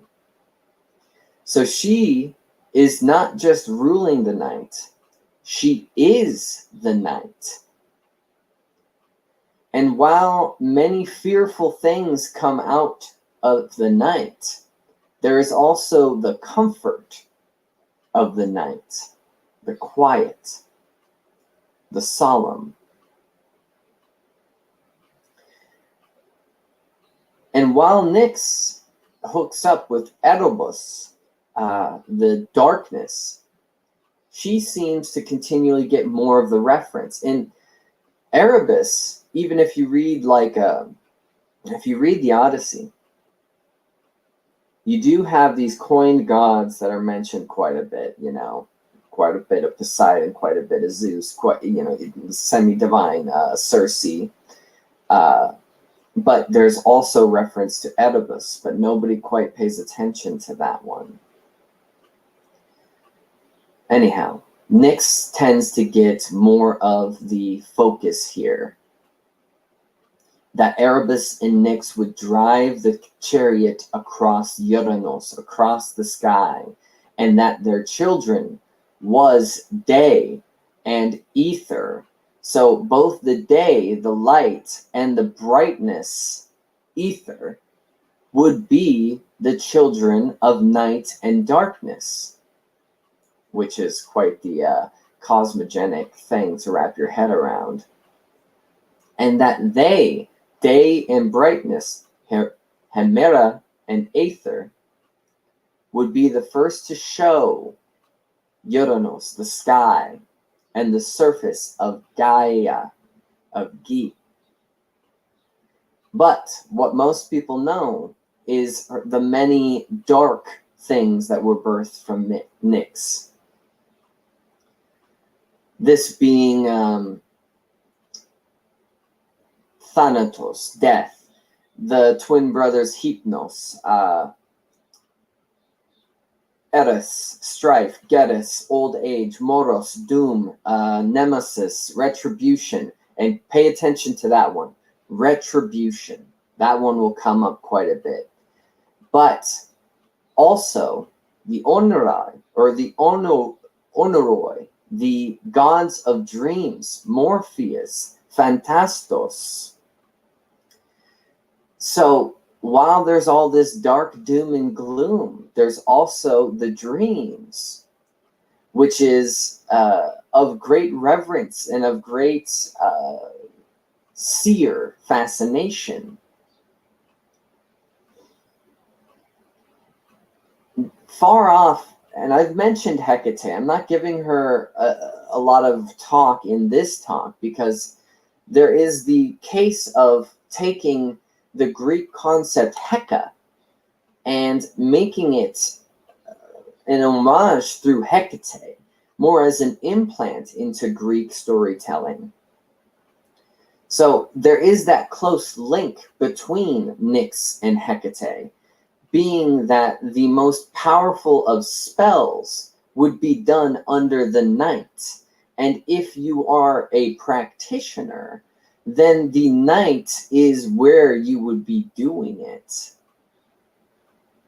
So that mutuality between women and magic, that dark magic, the dark magician, the Wiccans and yada yada, has a sort of nod back to this Nyx. And Nyx would trade the post of the day with Hemera of the night. So they both were told by Hesed to be living at the edge of the world in a home, but they would never stay in the home together. When one would come in, the other would go out. And the only time they would be near each other is at twilight. So you can see that this is a very mixed bag. It is not a pure dark essence by any means. It is a very powerful essence. And it ties in dreams, it ties in retribution, it ties in death, it ties in doom and old age. And mind you, let us take a reference to the crone. The crone has everything to do with death, has everything to do with old age, but has the wisdom to initiate all those that are youthful. And in the realm of dreams is the realm of great wisdoms, of prophecy. And that this is also great and also tied with fate, that even the most powerful would not dare to cross it. So yes, evils and miseries, but also benevolence. So let's hop over now. A brief mention of Durga in Hinduism, or known as Devi, Shakti, the protective mother. And while she is a protective mother, she is also riding a lion with her many arms, bearing battle against the forces of evil in the world. And amongst her many incarnations, her avatars, her many, our most notable one is Kali. So before going there, the mention here, Durga, a protective mother who's battling the forces of evil, the retribution, keeping things right, keeping things on their course. And as is said, and as is very important in Hinduism, is Dharma. Doing what you are here to do, doing what you are aligned to do. So to defend this from going off the rails, the protective mother would become a weapon. And this is certainly very true in Kali. She has these 2 dead heads for earrings. She has a necklace of skulls and a girdle of human hands, her tongue waggling out of her mouth, these red eyes, and she's covered in blood. And from an outsider to see such a depiction, it's like, what is going on here? And she has this black complexion. And this black complexion, I say, might we just nod at Nyx here a little bit? It's said to symbolize her transcendental nature, all-embracing. Just as all colors disappear in black, so all names and forms disappear in her. And the very essence of the night, to look up and to see the dark or the night or the blackness, this is all things. To think that in our sensory perception, that if we cannot compute the stimulus of which we are receiving, that the default setting is that it just goes black. Her nudity is also a part of this symbolism, this transcendental, this primordial truth, this fundamental reality to be transparent. I mean, nudity is the true expose. Free from the illusion of covering. Because aside from the utility of clothing, what is the purpose? Other than in caste or in vanity. And I don't mean to badmouth too bad, and I'm also not trying to, preach what's that movement? Nudism? I don't know. I'm not trying to preach to become a nudist. But anyway, this garland of human heads worn by Kali is 50. Coincidentally, 50 letters in the Sanskrit alphabet. This to symbolize the knowledge, the infinite knowledge of the primordial, of inevitability. The severance, the severed heads, the work of liberation from the cycles of karma. The white teeth showing the inner purity. The red tongue, the omnivorous nature. The enjoyment of the multifaceted flavors of experience. The sword, destroyer of false consciousness. So if the world is Maya, illusion, Kali is the thing that swipes the illusion away. Her 3 eyes representing the past, the present, and the future. Like the Morai. The name Kali means time.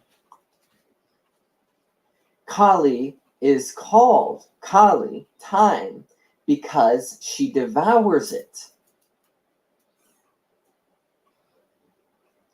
So,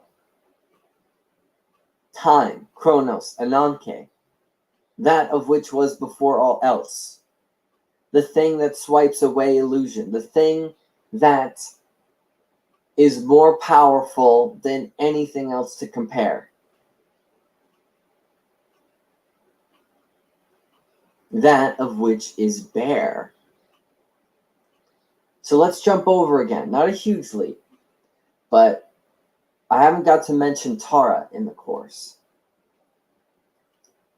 And Tara can be very adequately tied to Kali. And most people are used to seeing Tara in Buddhism. And It's no secret that these two traditions have history, which it isn't my job to go over today. But Tara is probably one of the oldest goddesses that is still worshipped. One of. You could argue that the many different names for the same things, anyway. Tara has many names. She who carries across the ocean of samsara, the ocean of birth and rebirth, also playing in. She who created everything, the mistress of rain, the nurse of the world, literally the earth itself, and she who dwells in the trees. Tara, coming from the root of the name that it means to carry, and that's one interpretation. She is around, she helps to cross the tides of the stormy sea in the turmoils of life, the deliverer of the Savior, the deity of accomplishments, that of which guides one toward salvation. What is salvation? Salvation, awakening, realization, the wiping away of Maya. And Tara takes many forms, some of which inspire fearsomeness, terror, and others inspire benevolence and compassion. Double-sidedness here, people, double-sidedness. So on one hand, described as gentle, young, compassionate, protective, helpful, unity, cooperation, destiny, peace, spirituality. Another interpretation of her name is to that of which is a star, the star goddess, the spark of life that encompasses time, that assists in helping us to understand the universe and the mysteries, giving us a glimpse of our destiny. And there's a lot to say about the mutuality between the stars and destiny. You see the astrological reference here, huh? So, what are these many forms? Green Tara, Mother Earth. White Tara, Protector of long life. Red Tara, passionate, enchantment, magnetism, ego and desire. Orange Tara, liberator of spiritual prisoners. And that one goes heavy into, say, Gnosticism. Yellow Tara, that of which provides prosperity, intelligence. And Black Tara, wrathful, the one who wards off all forms of demonic evil. Retribution, the retributive goddess. So, the notes between Kali and Tara. 3 red eyes. 4 hands holding swords. Garland of skulls. Snakes around, dancing on a corpse. Strong associations with death and dissolution. Strong associations with time and fate. The power of time, moving back to inevitability, associated with fire, the fires of the cremation ground, the fires of the cremation ground, death, people. So it brings questions, which I did a session on death goddesses in the course, but for our own purposes. What's this with death? To wipe away the illusion that That is the nudity right there. To die is to go bare into it. You're going to be washed away in the celestial sea just to see what's it all on about. And in the Orphic mysteries, bless me with the memory that I may remember that life was to drink of Lethe, to forget. And to go back to death is to go back to the memory. Let's hop across the world. And I wanted to get back to this, the Taino people of the Caribbean. That the main goddess, Atabi, considered the supreme of all, is the mother god and the creator. She who gave birth to herself and birth to the rest. Goddess of music, beauty, fertility, is depicted in frog-like forms. A frog being a creature both very capable in the water and out of the water. But not so much to focus on her, because it would seem a lot of benevolence there. There is this other, I'm going to say Guabenke, but it's Guabancex, because there is some different names I've come across here. This is the goddess of the storms and destruction, accompanied by her messengers, thunder and wind. And you see how we're getting more to the earth now. Together, all three of them would create the Huracan, the Huracan, the hurricane. This destructive aspect of the hurricanes is a consequence of Guabenke's, or Guabenka, of her wrath, of her temper. Wild mother of the storms and volcanoes and earthquakes. And looking back into mythic history, you'd see that these events were thought of as... Look here. I don't do nothing but drop gems over here. Y'all should know that by now. I don't play. I'm here to bring the truth, my love. After this was your first time tuning in live, Wu-Tang, but hey, Empress don't play. I'm here to bring the truth and enlighten the conscious collective. That's what I'm here to do. Raise the vibrations, baby. When you come here, you're going to always get some diamonds. A retribution, as these things that would go terribly wrong were because of the wrongness done by the people, that they would become victims to this because of things that were done, and of which is the retribution of the goddess.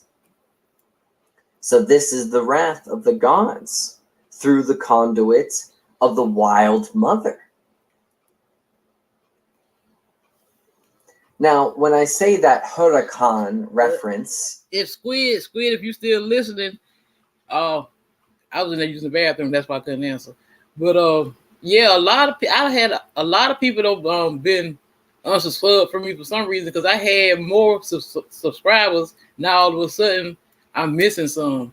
They did that to me several times. I should have been to 500 by now. There is also the god within Mayan mythology that bears that name, the god of wind and storm. But then comes the question, or the investigative research, of the chicken or the egg here. So we'll move on. We'll jump over to Africa. We'll jump back to the Yoruba, to Oya, the one of the most powerful of these goddesses, of the Orishas. And please, anybody, for my pronunciations being wrong, correct me. Goddess of thunder, lightning, tornadoes, hurricanes, rainstorms, a fire goddess coming with transformation. Now, what is immediately observable is the outer transformation of the landscape, that of which is changed by the power of nature. But there is also the power of the inner transformation. That too goes to the credit of Oya, guardian of the realm between. Look, y'all talk about this. I'm telling you, the first time I heard one of his lectures, I put in his comments, I said, man, I don't know if I'm in love with you, if I'm in love with your mind. I think, damn, he blew my mind, boy. Life and death. Mutuality here. Associative with funerals and cemeteries, and communication with the spirits, and accordingly would have ties to ESP, extrasensory perceptions, clairvoyance, intuition, psychic phenomena, visions, rebirth. So the spirit of death. And she can call it, and she can hold it back. The spirit over death, or the power over death. And accordingly, Oya bears the knowledge of the magic arts, the great mother of the elders of the night. Believe that. So association with witchcraft here. Both, again, both sides. That of which I love people that's on this like-minded like me, you know, like you all. We all like-minded individuals. We on a different level from everybody else. See, we the chosen ones. And they laugh at us when we say that, but you know, we chosen. I tell you, we a clan. We all didn't meet for no reason. Like I told him, there's no such thing as coincidence. protecting, and that of which is a warrior. The goddess who is supremely powerful, that will come down on injustice, dishonesty, and for those aligned will be of great benevolence.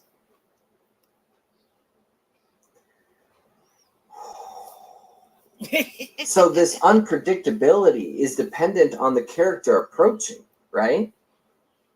Because it could be benevolent and it can be destructive. It really depends on the purpose thereof. So this, to call on the powers of Oya, is a tricky business, because are you in the right standing for that? Or will you come to detriment of that? It makes me think of taking on a heavy ayahuasca experience or a plant medicine experience where it could go really great and it could go terribly bad. Oh yeah, he did a spiritual study session on sacred plants too. Then Levi listened to that one where he was talking about the marijuana and all that stuff. He did it. I broadcast that one too. Yeah, he be deep. Look here. When I tell you that man knows some shit, wow. And that depends purely on who's approaching it. It's a very powerful thing, but who's the one approaching it and what is in the subconscious of that person. You a mess. So next, I want to talk about I show you Pele. right. This is, and I think, I don't know if I'm saying that one right, but Pele, goddess of fire, lightning, volcanoes, Madame Pele, Tutu, grandmother, the earth-eating woman, the creator of the Hawaiian Islands, emerging as a symbol of adaptability and the power of the indigenous people. Oh yeah, he did what, and they Prophet. You remember he did one on the. Now that was a good one. He did on the Aboriginal Australians. That was fire. That shit was fire. I don't know if y'all want me to play it after this one. Let me know now. If y'all want me to end it, I'll keep going. Y'all just holler at me. Cycles, bringing land destruction, but also creating new land by the power of the volcano, making things anew. So again, you have both sides. You have bad fortune, as it would seem, and then you'd have good fortune, as it would seem. the protector. Jumping across again, Baba Yaga. What is Baba Yaga? And we've discussed this plenty before too, but here's a story, right? Lady runs into Baba Yaga in the woods trying to find fire for her family, for her, I think it's her stepmother and her bad sisters. And Baba Yaga makes her do these impossible chores. But what Baba Yaga seems to not know is that this visitor has the ancestors with her, has the power of intuition that takes on the artifice of a doll. If I remember correctly, or if this is the only version of the story, and manages to miraculously complete all the tasks given by Baba Yaga. And so Baba Yaga gives over the fire. And what is the fire? The fire is the inner power, the true Dharma, the destiny, and the awakening. And so in this way, Baba Yaga is the teacher to the visitor. Baba Yaga, as I've mentioned before in the course, is the archetypal crone. The crone that lives in the woods, that is of old age, that is a quite dark figure, that knows all manner of magic, and that tests the initiation of those that come to her. The primal priestess. And not too far off from this would be Lilith. And that's a big turnaround, right?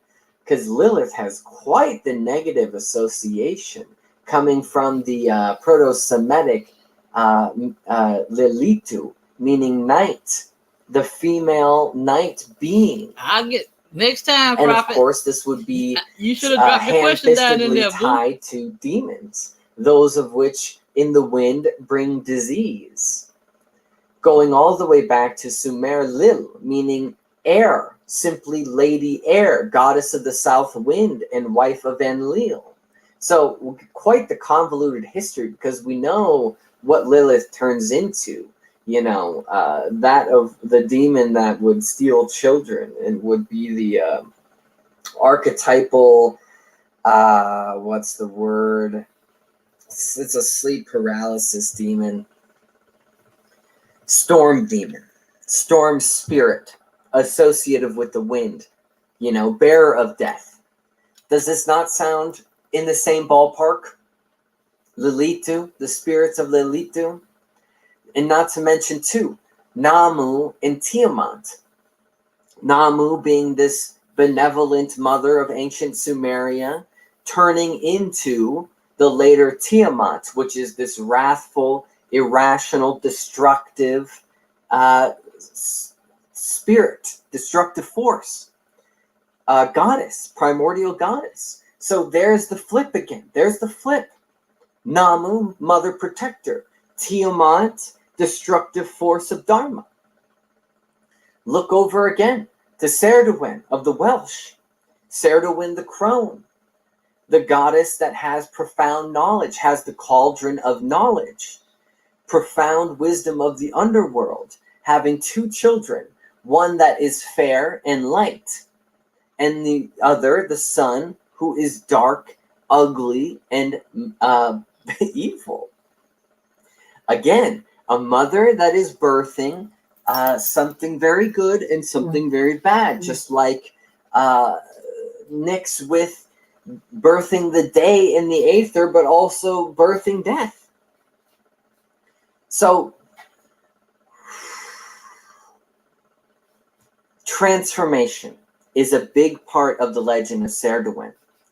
Can transform into plants, can transform into animals, can transform other people into a great variety of things. And these stories of rebirth and transformation come in tow with Cerduwen's presence. Power on. And this magic... The Bluetooth device is ready there. The Bluetooth device is connected successfully.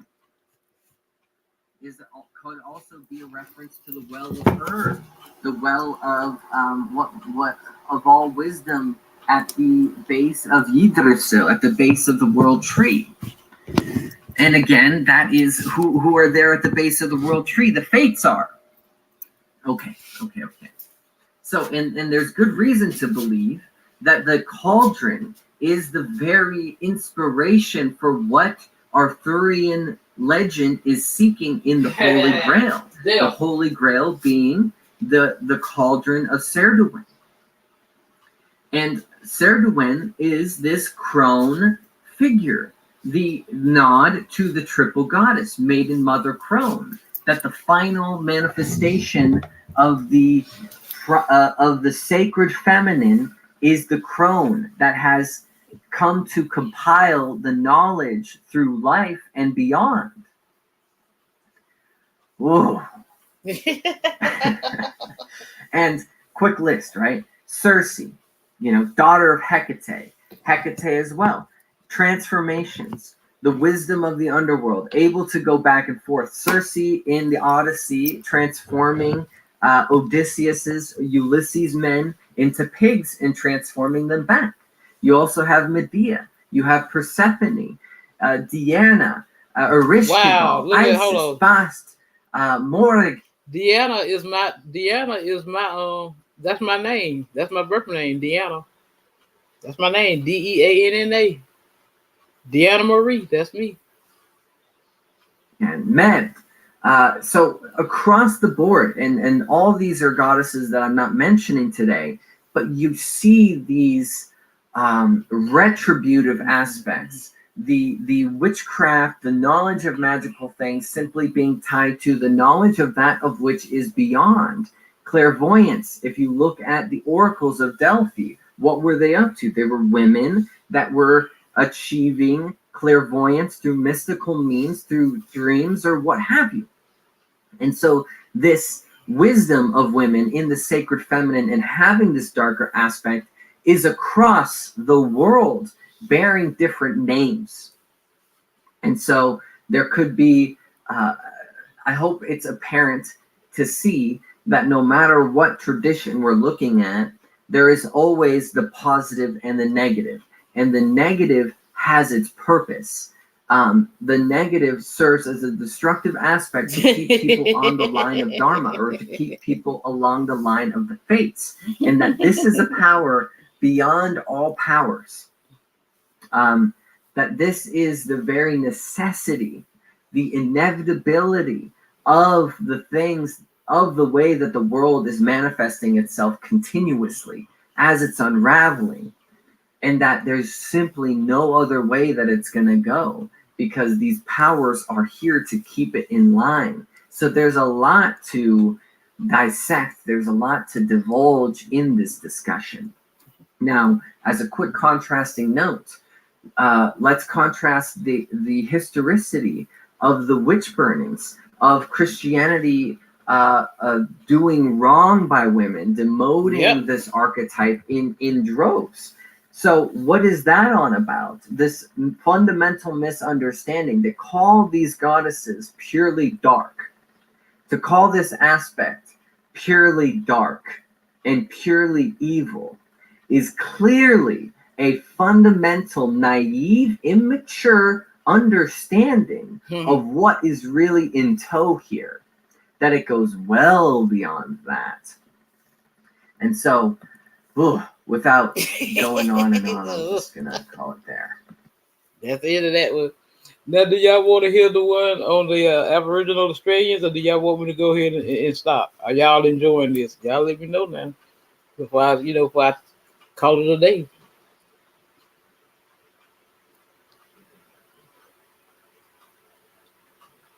Exactly. You have to have the light in the dark. That's what it's all about. That's what the scales represent. The Libra, balance. Yes, you have to, like you say, it can't all be light, can't all be love and light, it can't all be dark. You got to learn how to, get in touch with that shadow. You got to balance that shadow out with the light. See what I'm talking about?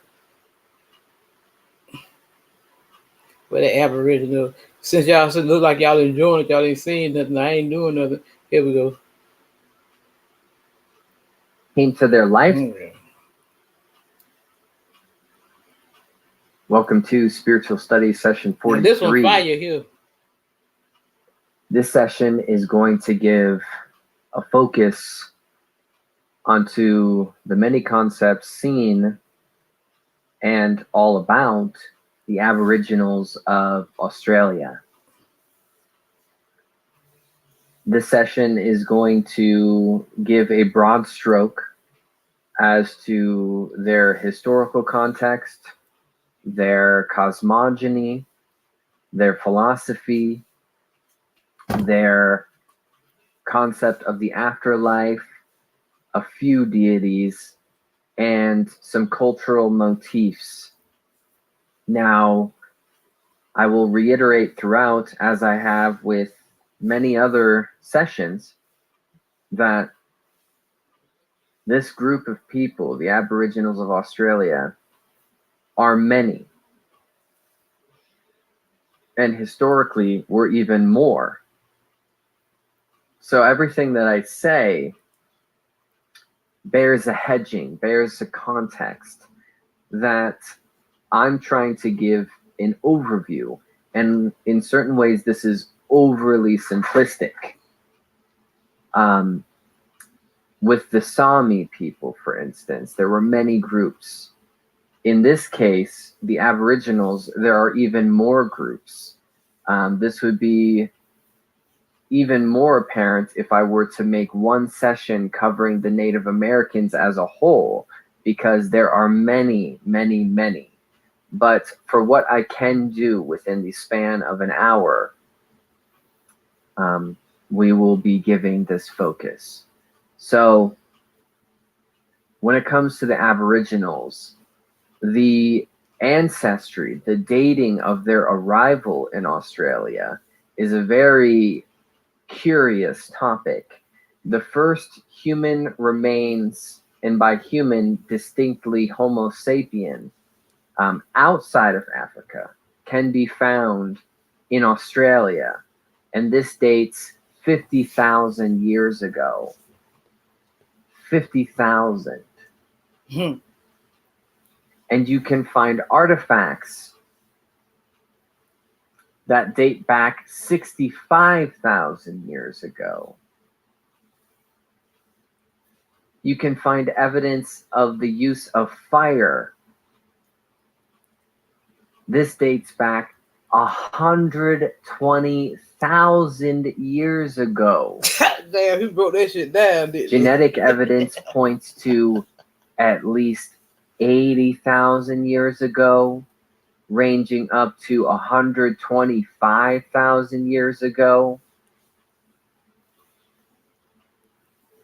So when it comes to the last person, anatomically, 50,000, 42,000 years ago. However, the artifacts, however, the signs of inhabitation, all the way back to 125. Now, conservative estimates would put a migration from Africa to Australia somewhere between 64,000 to 75,000 years ago. And that this may have involved more than one migration. That this would have taken place via boat. And that perhaps there were as few as 2,000 women that would forge the diversity seen in this nation. This would have been, again, seafaring. So note the level of intelligence there, which we're going to mention something interesting about that later on. Now, to have traveled to Australia so long ago, they would have seen species that has not been seen anywhere near. I hope that makes sense. They would have seen long extent. I asked him here a couple weeks. I want him to ask him about doing a course on the Aboriginals of America. Extinct species. Their closest relatives would have been the Melanesians and the Papua New Guinea natives. And that this split between them would have happened 32,000 years ago, roughly. And we saw this interesting case where the Polynesians, as they had moved from apparently Taiwan, seemed to have had little interaction with the Aboriginals. Seemed to have. However, a large constitution of their people would inhabit their neighbor in New Zealand. We do see later that there were definite signs of trade between the Aboriginals and their northern neighbors. When it came to their lifestyle, this isn't too shocking to say that we see hunter-gatherer, we see forager lifestyles, nomadic, semi-nomadic, and permanent. What needs the people had, these different tribes would have, would depend on where they lived from region to region. If they were to move, if they were to not move, if they were to stay put, it all depended on food supply, weather, geography. Yep. And you can still find these archaeological evidence and still yet the tradition of making canoes out of bark. So to give further weight to the history here, the rock art found in Australia is twice as old as the pyramids. Whoa, that's deep. This is a shocking case of isolation where what was happening before they moved from Africa was more or less retained throughout all this time prior to colonialization. And of course, when colonialization happened, smallpox broke out, massacres, conflicts over the frontier, a giant depopulation. There was a great diversity of languages prior to European settlement, over 250 it said. And nowadays, it could be anywhere between 120 and 145 in use, but the only ones that are not said to be endangered are 13. So if you imagine that a people take over Europe, and many people aren't aware of truly how many languages are spoken in Europe, by proportion, say now that there's only about 3. That's the level that we're talking here. Prior to the European settlement, there was a well-maintained slash and burn technique that would have maintained nutrients in the soil. We saw this was also the case I live here in the Pacific Northwest. When the natives were running the show, these wildfires were planned and you tended to nature. You take care of nature by doing so. However, by introducing herding animals, sheep and cattle, this ruined it. This ruined the soil. And back when, they had all manner of tools. They could make baskets, they could make nets, they could make bags. They had their trading networks, as I noted on before, via their canoes. They had boomerangs and spears. Axes, or not axes, in some cases axes, tools for fishing. They also had this use of a message stick, which would be effectively a stick with some engravings to put to communicate between places. Wow. Now, when it comes to the common conception of the Aboriginals, one of the first things that is ever brought up, it's almost a cliche, is the dream time, Aboriginal dream time. And this is This been a good one today, something Bomb. to question. I'm gonna get them back on though at another time. We are taking a concept from a language and an understanding of the world completely outside of the mindset cultivated by the Western world. And we are ham-fistingly translating it into what we know. A trippy consideration of language is how we think of the world is crafted by the words of which we use to describe it. So, dream time might be a little too bland. Who was that asking about dreams? Was that Anisha or was that you, Son Kid? Somebody asked him about dreams when he was on here.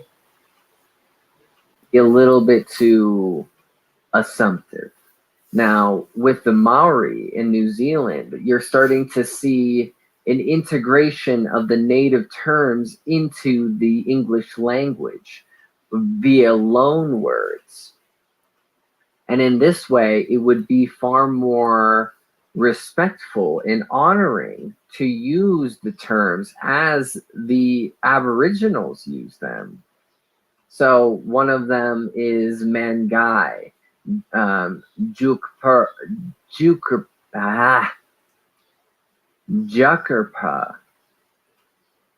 I'm apologizing now, as I have in many sessions. I read, I don't speak. This will become a lot more apparent when I'm speaking on the deities later in the session. I mean nothing but respect. I just pronunciations, man. Anyhow, so for us to believe that we fully understand a complex of meanings, the word epistemology, to think that we have a true mental wraparound of this concept is a bit much. It would take being within the cultural context to really give the breadth that it deserves. The dreaming is frequently touted as a timelessness.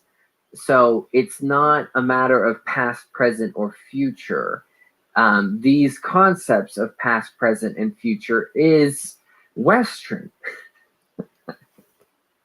I know it's gone across the world now. You can see the soupy grounds I'm in. So in this way, the other definition is not dreaming, but every when. Every when. Every when is now. Gosh, I'm fumbling even trying to get it.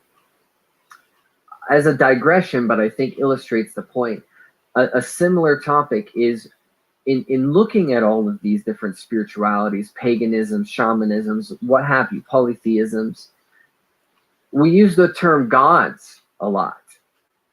But what does that mean? What does gods mean? A force of nature? A celestial body? An influence above the power of mankind?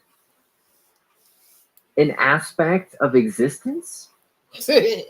What does gods mean? So in this way, what does time mean? Anyhow. So, dream time. In the stories of the ancient culture, they're called dream time stories by our translation. And in these places and times and stories, every person exists forever. Everything exists forever. We'll get into this more as we go along. But the dreaming era was the era before the world as we recognize it was created. And that this beginning was where all creation came from.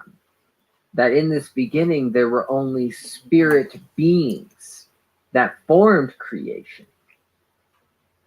And that these gods, you see, these spirit beings, you see, traveled across a place without form.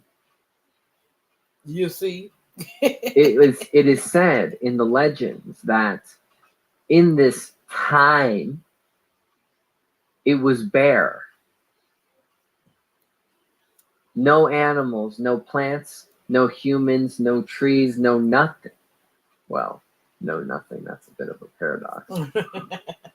In that one of these versions, there is Wagina, that is understood as cloud and rain spirit, the creator that brought all the ancestors from within the earth and over the seas and began life. So here in one version, we're seeing a creator. Some of these ancestors that were called forth, they existed, but in a potentiation, in a potential state. They were called forth and actualized. Some of them were like men, and others were like animals. But we also see this case of the shape shifting. Man to animal, animal to man. Its spirit form can move seamlessly between, like in a dream, how you're here and then you're there. The boundaries are not there. They're very loose, if at all. It is forbidden in some tribes to speak the name of the Creator, to speak it publicly. This is a taboo. In certain legends, the spirits, the gods, fight amongst themselves. In their fights in this early time, they created mountains, they created lakes, they created rivers, carves in the earth with their fights. Does this not remind you of the Greeks, the Titans, and the Olympian gods? It's to say that if the Aboriginals have been isolated for what, 80,000 years, that these story patterns, and we'll see some similarities later with the Native Americans, these story patterns precede all history. That they would stem all the way back to Africa and who knows how much further.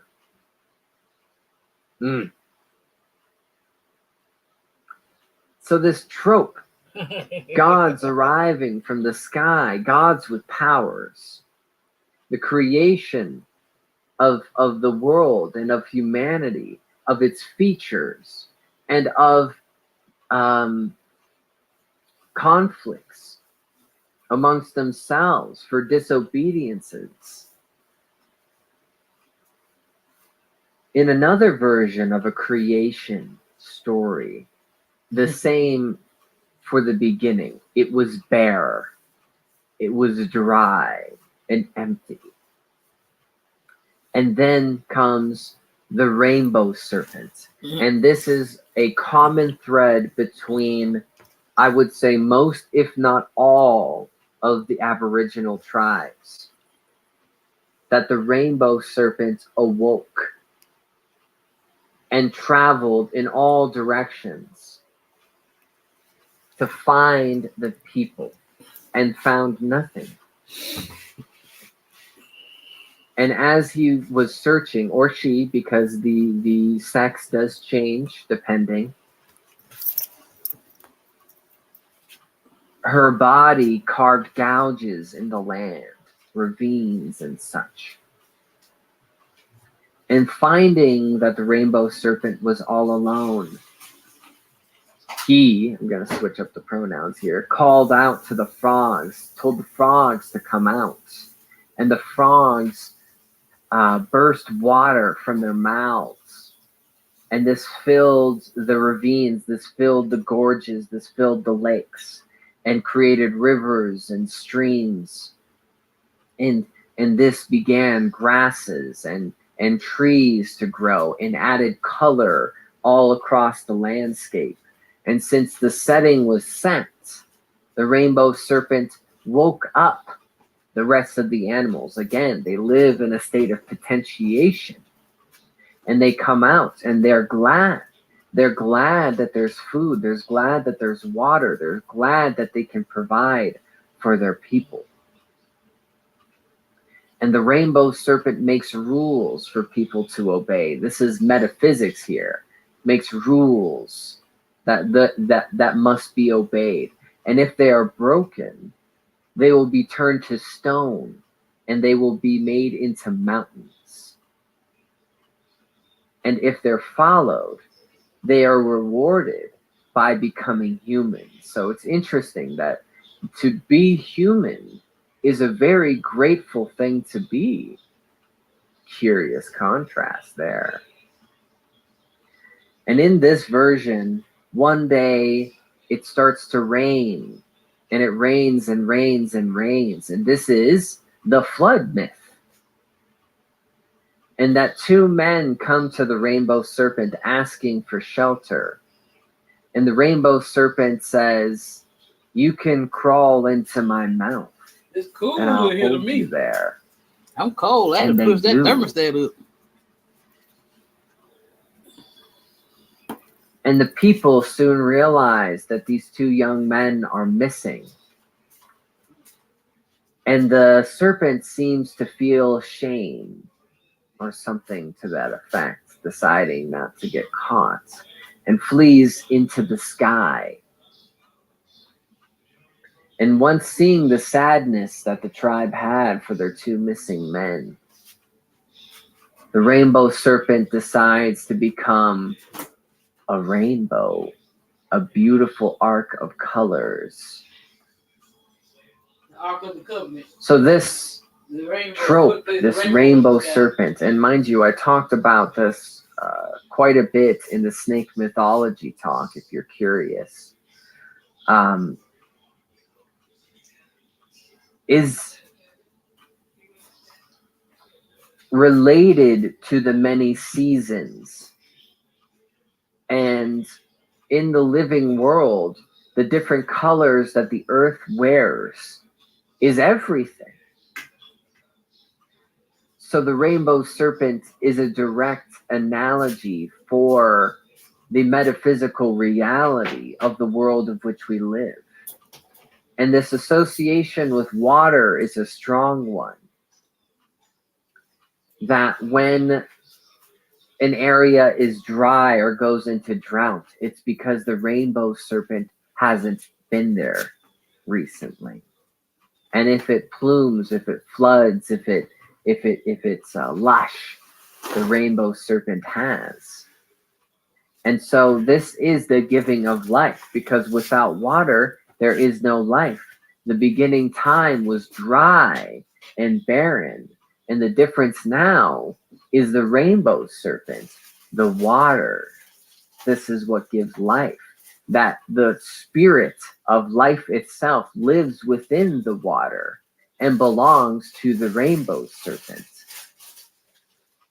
And the creator of humanity, the creator of the abundance of the world, right?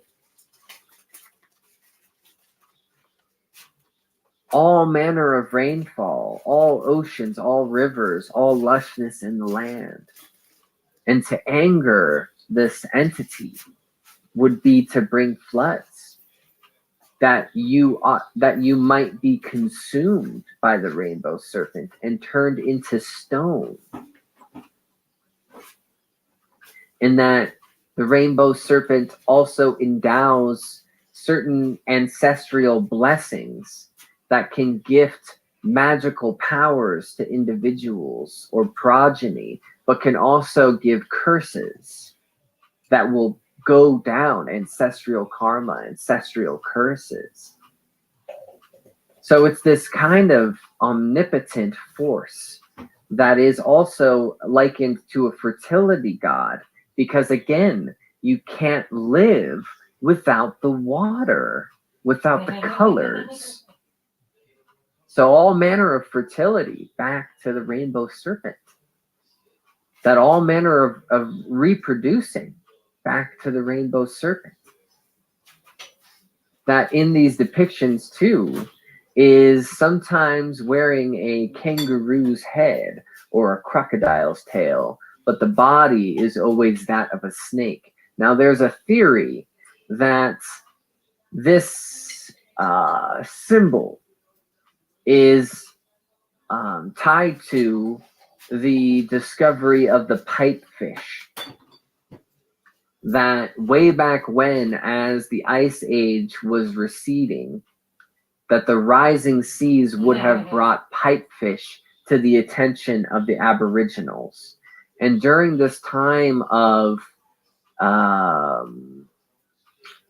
challenge, because the habitat had changed, food supplies had changed, everything had been messed up, that the tribes would have been at ends with each other. They might have been warring with each other. And during this trepidatious time, this strange entity of the pipefish might have become a symbol of unification for them. Thus, why you see the rainbow serpent across all tribes. A theory, interesting theory. Now, in regards to the afterlife, it is said that those who pass on go to the land of the dead, which is the sky world. This is not uncommon for shamanic cultures.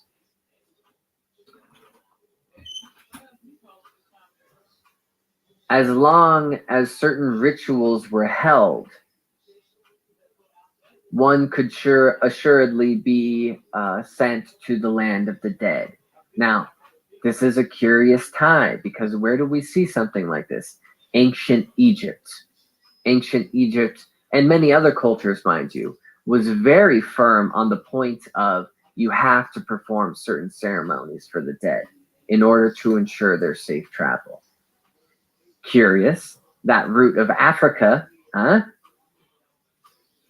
Now there is a place as well, the Bragu, which is a particular place where the dead can become, in my understanding, and I hope I'm not getting anything wrong, they become the sacredness of the very place itself. And that this is why the place is so sacred and ought not be disturbed, ruined, pillaged, excavated, yada, yada, yada. It's our ancestors. You honor them. How dare you, right? But there's this never-ending cycle aspect that people become spirits, that animals become spirits, and spirits become people, spirits become animals. That there is a cycle. This is the eternal dreaming. This is the dream time. This is the everywhen. That death is a move onto the next dreamland, and that this dreamland is a move to the next dreamland, and that it's always going back on itself. It's a circle. And again, this is not samsara. This is not the grievous wheel. This is not a curse. This is the way it is. This is something to be grateful for. Oh. Prophet, I need me some peanut butter and jelly. So in this drinking way, me some milk. your death is a rebirth.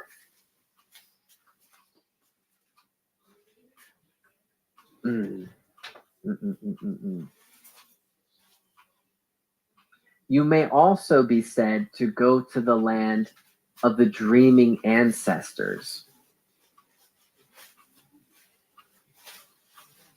where the gods are. I say gods in air quotes here. And if we're taking a book out of the old shamanic, which mind you, we're really not seeing heavy shamanic vibes when it comes to the Aboriginals. I could have looked deeper. I could be very wrong about that.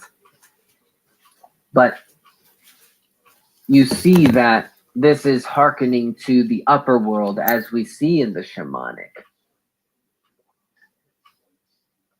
So without saying too much, again, these beliefs depend on where you are, depending on what groups you're talking to.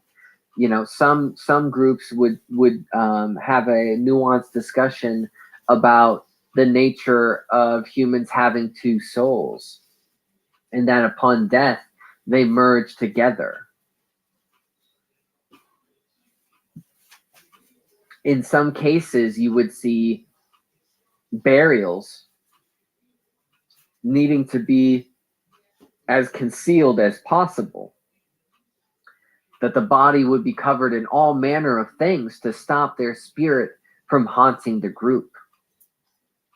This might be in cases of those, that's interesting. I'm not going to get too far into that. And in these certain cases too, we'll see that dead people are buried with their possessions. We see this all across the ancient world. Which, mind you, again, is an interesting hearkening to the Egyptians. And in certain groups, most notably on the northern end of Australia, the name being spoken of the person is forbidden after death. So if you were to refer to somebody, you would give them a substitute name or a nickname, because to say their name after they're dead is to disturb their spirits, to pique up their ears. And to take them away from where they are. So in order to respect them, you let them be where they are, and you don't rip them between two worlds by speaking their name. And in this way, too, they will not carry photographs of the dead. You let them pass on. This is interesting. Now, a very curious tie to the Native Americans here. We're going to start talking about, I don't know, it's not deities, it's just, it's myth, it's story, it's legend, whatever you want to call it. But this is a specific reference to the peoples that lived and live around Victoria. And it's the Crow. The Crow is their trickster. With the Polynesians, we had Maui. With most of the Native Americans, we have Coyote. And with certain Native Americans, we also have the trickster of the Crow. And this is this aspect of a being who demands instant gratification and resists discipline, as it's said. It is a legend that the Crow started as a mosquito and pushed itself to become bigger and bigger and bigger, from a mosquito to a fly to a moth, and then the form of a crow. And that this crow will always have a trick, that these tricks don't always go well. But one of these tricks was of great benefit to everybody, and that is the trick of how the crow gave fire to the people. So it's an interesting story here, because it's not just about the crow, it's also about the Pleiades, which, if you've been paying attention to the course, you know that this is quite the ancient trope. Which, mind you, yet again, in Aboriginal legend, the Pleiades are sisters. They're women. That's always the case all around the world. How? I've asked that question before. How? How is that possible? He'd be tripping. Okay. So these women, the Karatgurk women, the Pleiades, had fire on the end of their sticks, live coals under their digging, at the ends of their digging sticks, and they would use the fire to cook yams. Yams are another interesting statement. Yams. How they had them, the Polynesians had them, and how did they get to the Americans if the Polynesians didn't make it to America? Anyway, Crow one day finds one of their cooked yams and finds that it's tastier than the regular yams. So he goes up and asks them, "Hey, you know, can I get some of that fire?" And so they say no. And so of course, what does Crow do? Crow starts to think up a trick. So he hides a bunch of snakes underneath an ant mound. And then he says to them, "Hey, I figured out that these ant larvae, they're way tastier than these yams. You should come check it out." So they start digging with their sticks with the fires on the end. And this infuriates and agitates the snakes, and they attack them. And so in defense of themselves, they start poking at them with their sticks, and this sends off coals in various directions. And Crow is right there waiting and gathers the coals and runs with them and goes to the top of a high tree. And up there with the coals now, we see that the eagle hawk comes and says, "Hey, can I use one of these? I want to cook a possum." And then others start to notice that Crow has fire. So they all start asking and chattering, demanding that they get some of these coals. And so out of frustration, Crow throws them out to the crowd. And that this is a story of how the fire-tailed finch became fire-tailed, is by holding the coals on its back. And also why the crow is black. The crow is black because it held all the coals. It charred it black. Now I want to stop and pause right here for a second. You find this exact story with different details in the story of how Coyote got fire. Coyote went up the mountain, found those who had fire, ran, took it from them, tricked them, took it. And the fire, in getting the fire, it required teamwork, and this somehow resulted in this squirrel getting a curved tail, and a number of other animals getting their characteristics. So the same story, but different characters. As an interesting alignment between the natives of America and the Aboriginals of Australia, who by no historical precedent ought to have any mutual stories.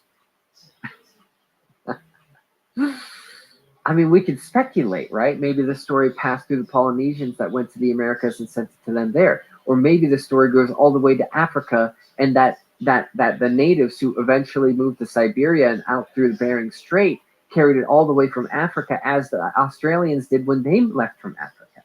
Ugh. Anyhow, these sisters, I guess out of shame, or I'm not sure how, because it seems rather ambiguous, but they were swept up into the sky, and they were still bearing their fire sticks. And so the Pleiades are the fire sticks of the sisters. Private, you be tripping, you know that. And in other stories, there's other ways that this happens. that the Pleiades was a woman, and that she was being preyed upon by the man in the moon, Kadili, and in order to run away, took to the sky, was swept into the sky. And this is exactly like the story of Orion and the Pleiades in Greek. I mean, there are other stories that are even more analogous and similar, where the seven sisters are running away from this man, Gilby. This is the story of Orion chasing the Pleiades, how Orion lusted over them. This is the exact same story with different names. It's shared with the Greeks. How?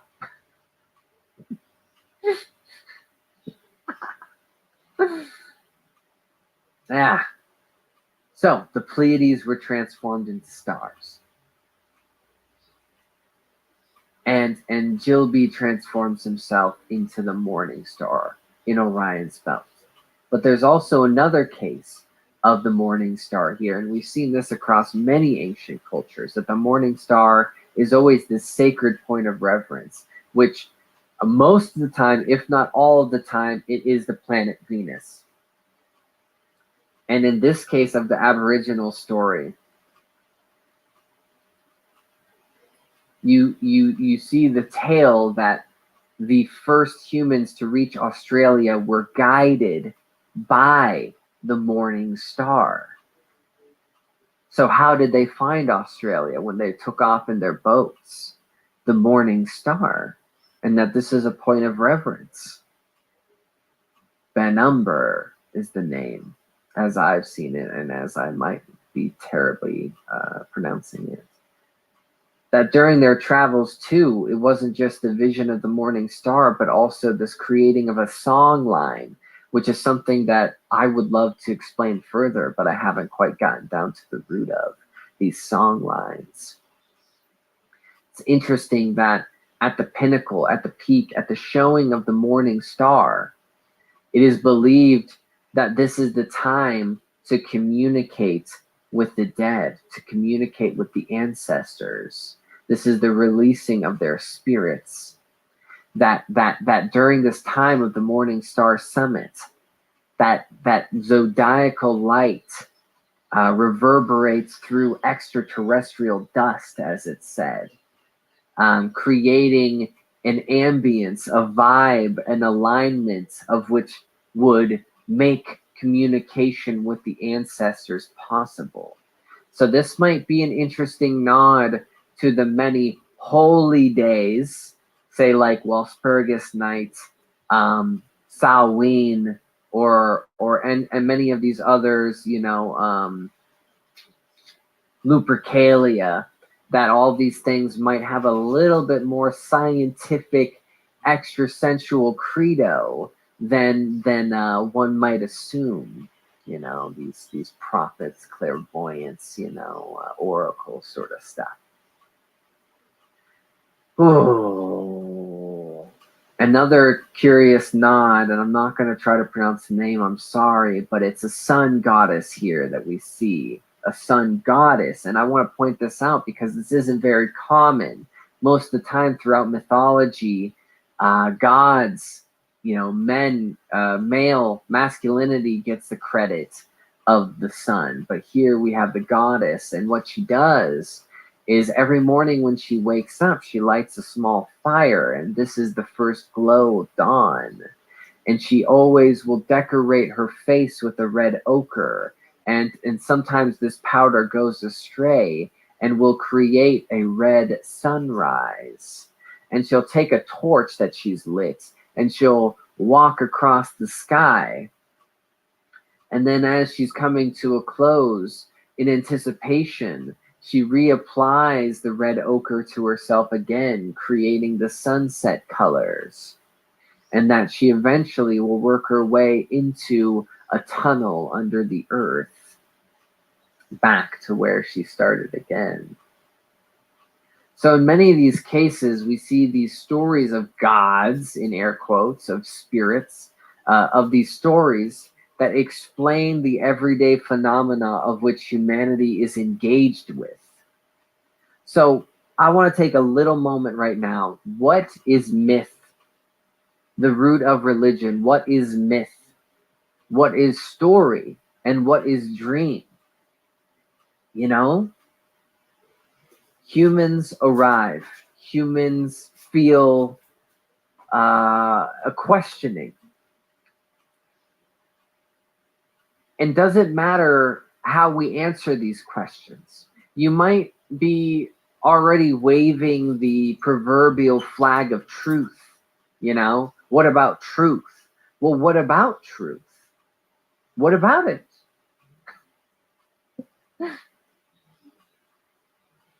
Why does the mountain look that way? Well, you see, here's a story.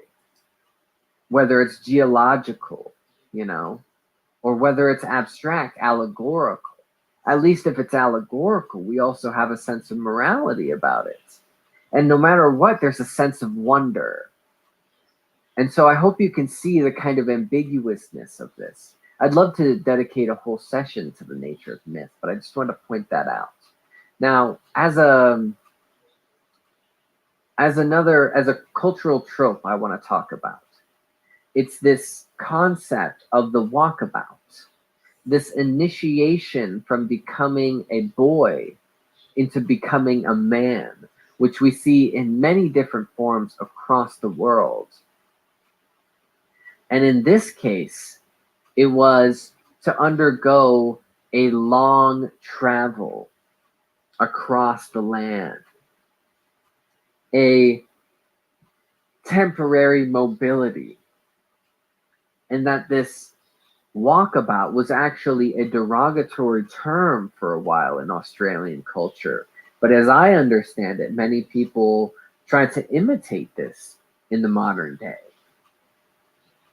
That this would have been a rite of passage for you to become an adult, to transform into an adult.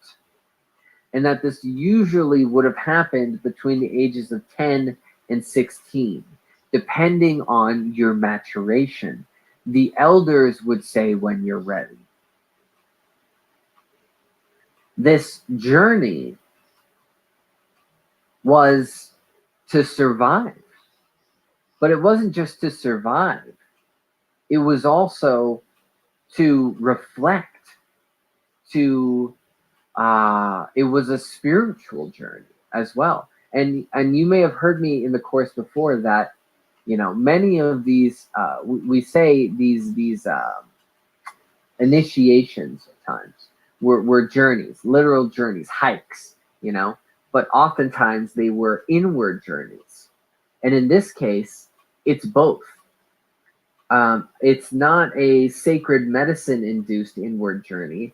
It's an outward journey to survive in the land, which provides an internal growth, reflection, transformation, to prove that you could survive in the wilderness, that you were ready to be an adult. This is kind of like a Darwinism sort of thing, right? To prove yourself physically and mentally capable and spiritually in tune enough to pull it off.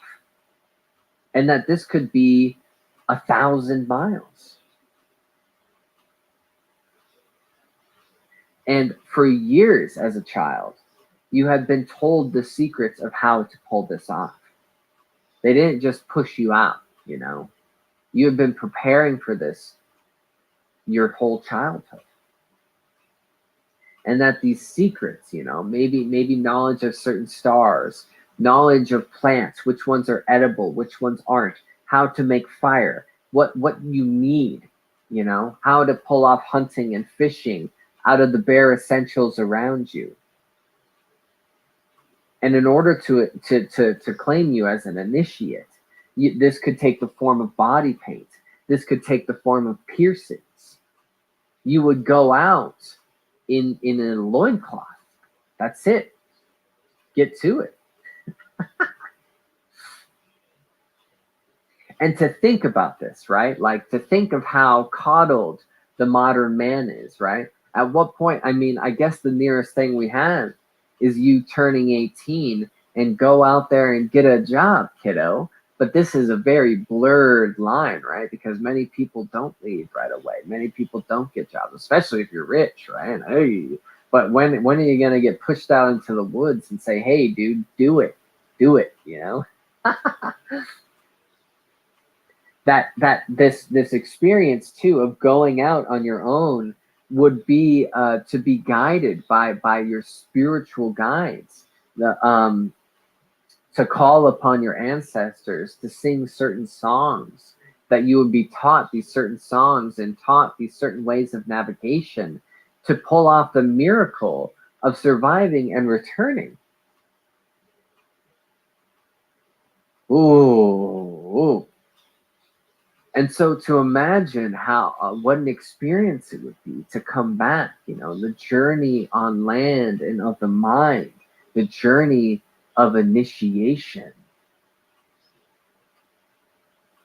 So let's do some summary here, some overview. we're finding that in the historical context of the Aboriginals being isolated for the majority of human history, the vast majority of human history, that they would have stories that are carbon copies. I don't know if copies is the right word. They're analogous to stories from around the world. They are not unlike other peoples. The stories mirror the natives, the Greeks, the Europeans. In certain cases, I didn't mention it, but we're seeing some interesting syncretisms with Slavic paganism as well. I don't stand to answer the how here, but it's definitely a feeling of unity here, a mutual history, a mutual spirituality. This aspect too of the walkabout, of the initiation from boy into man. We see this everywhere in the ancient world. You saw more similar cases with the literal journey. You see that across tribes in Africa. You see the initiation from boy into man in European paganism. Man,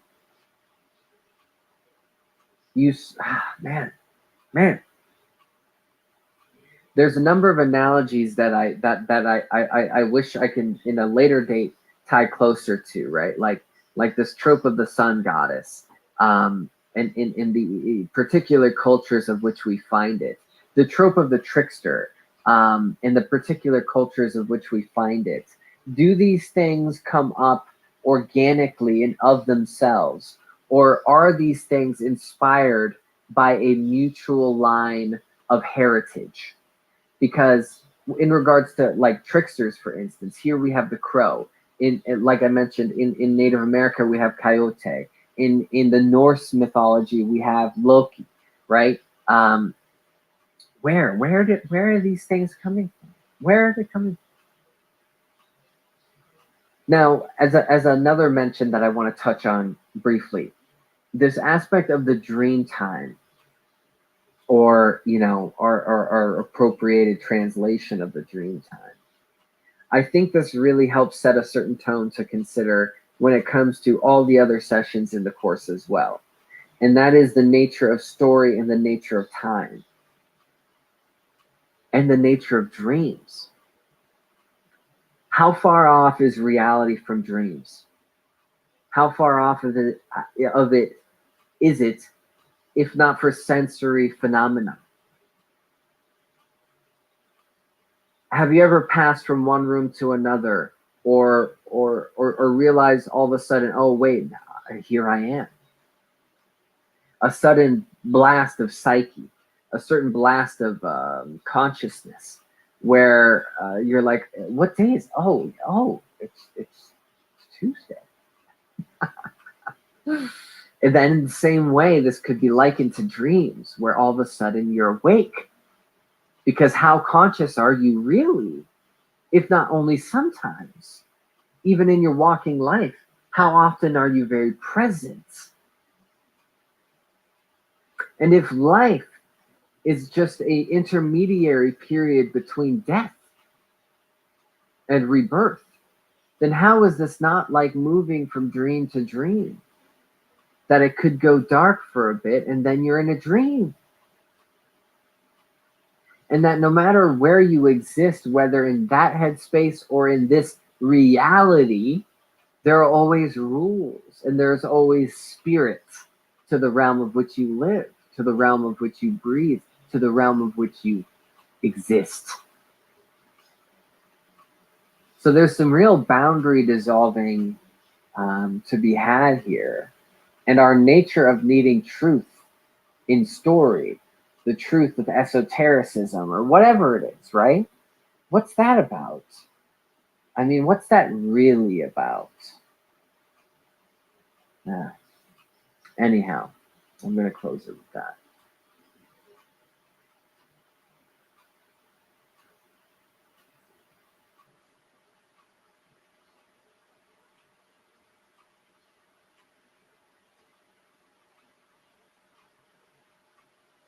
40,000 years ago, people were able to make open ocean voyages.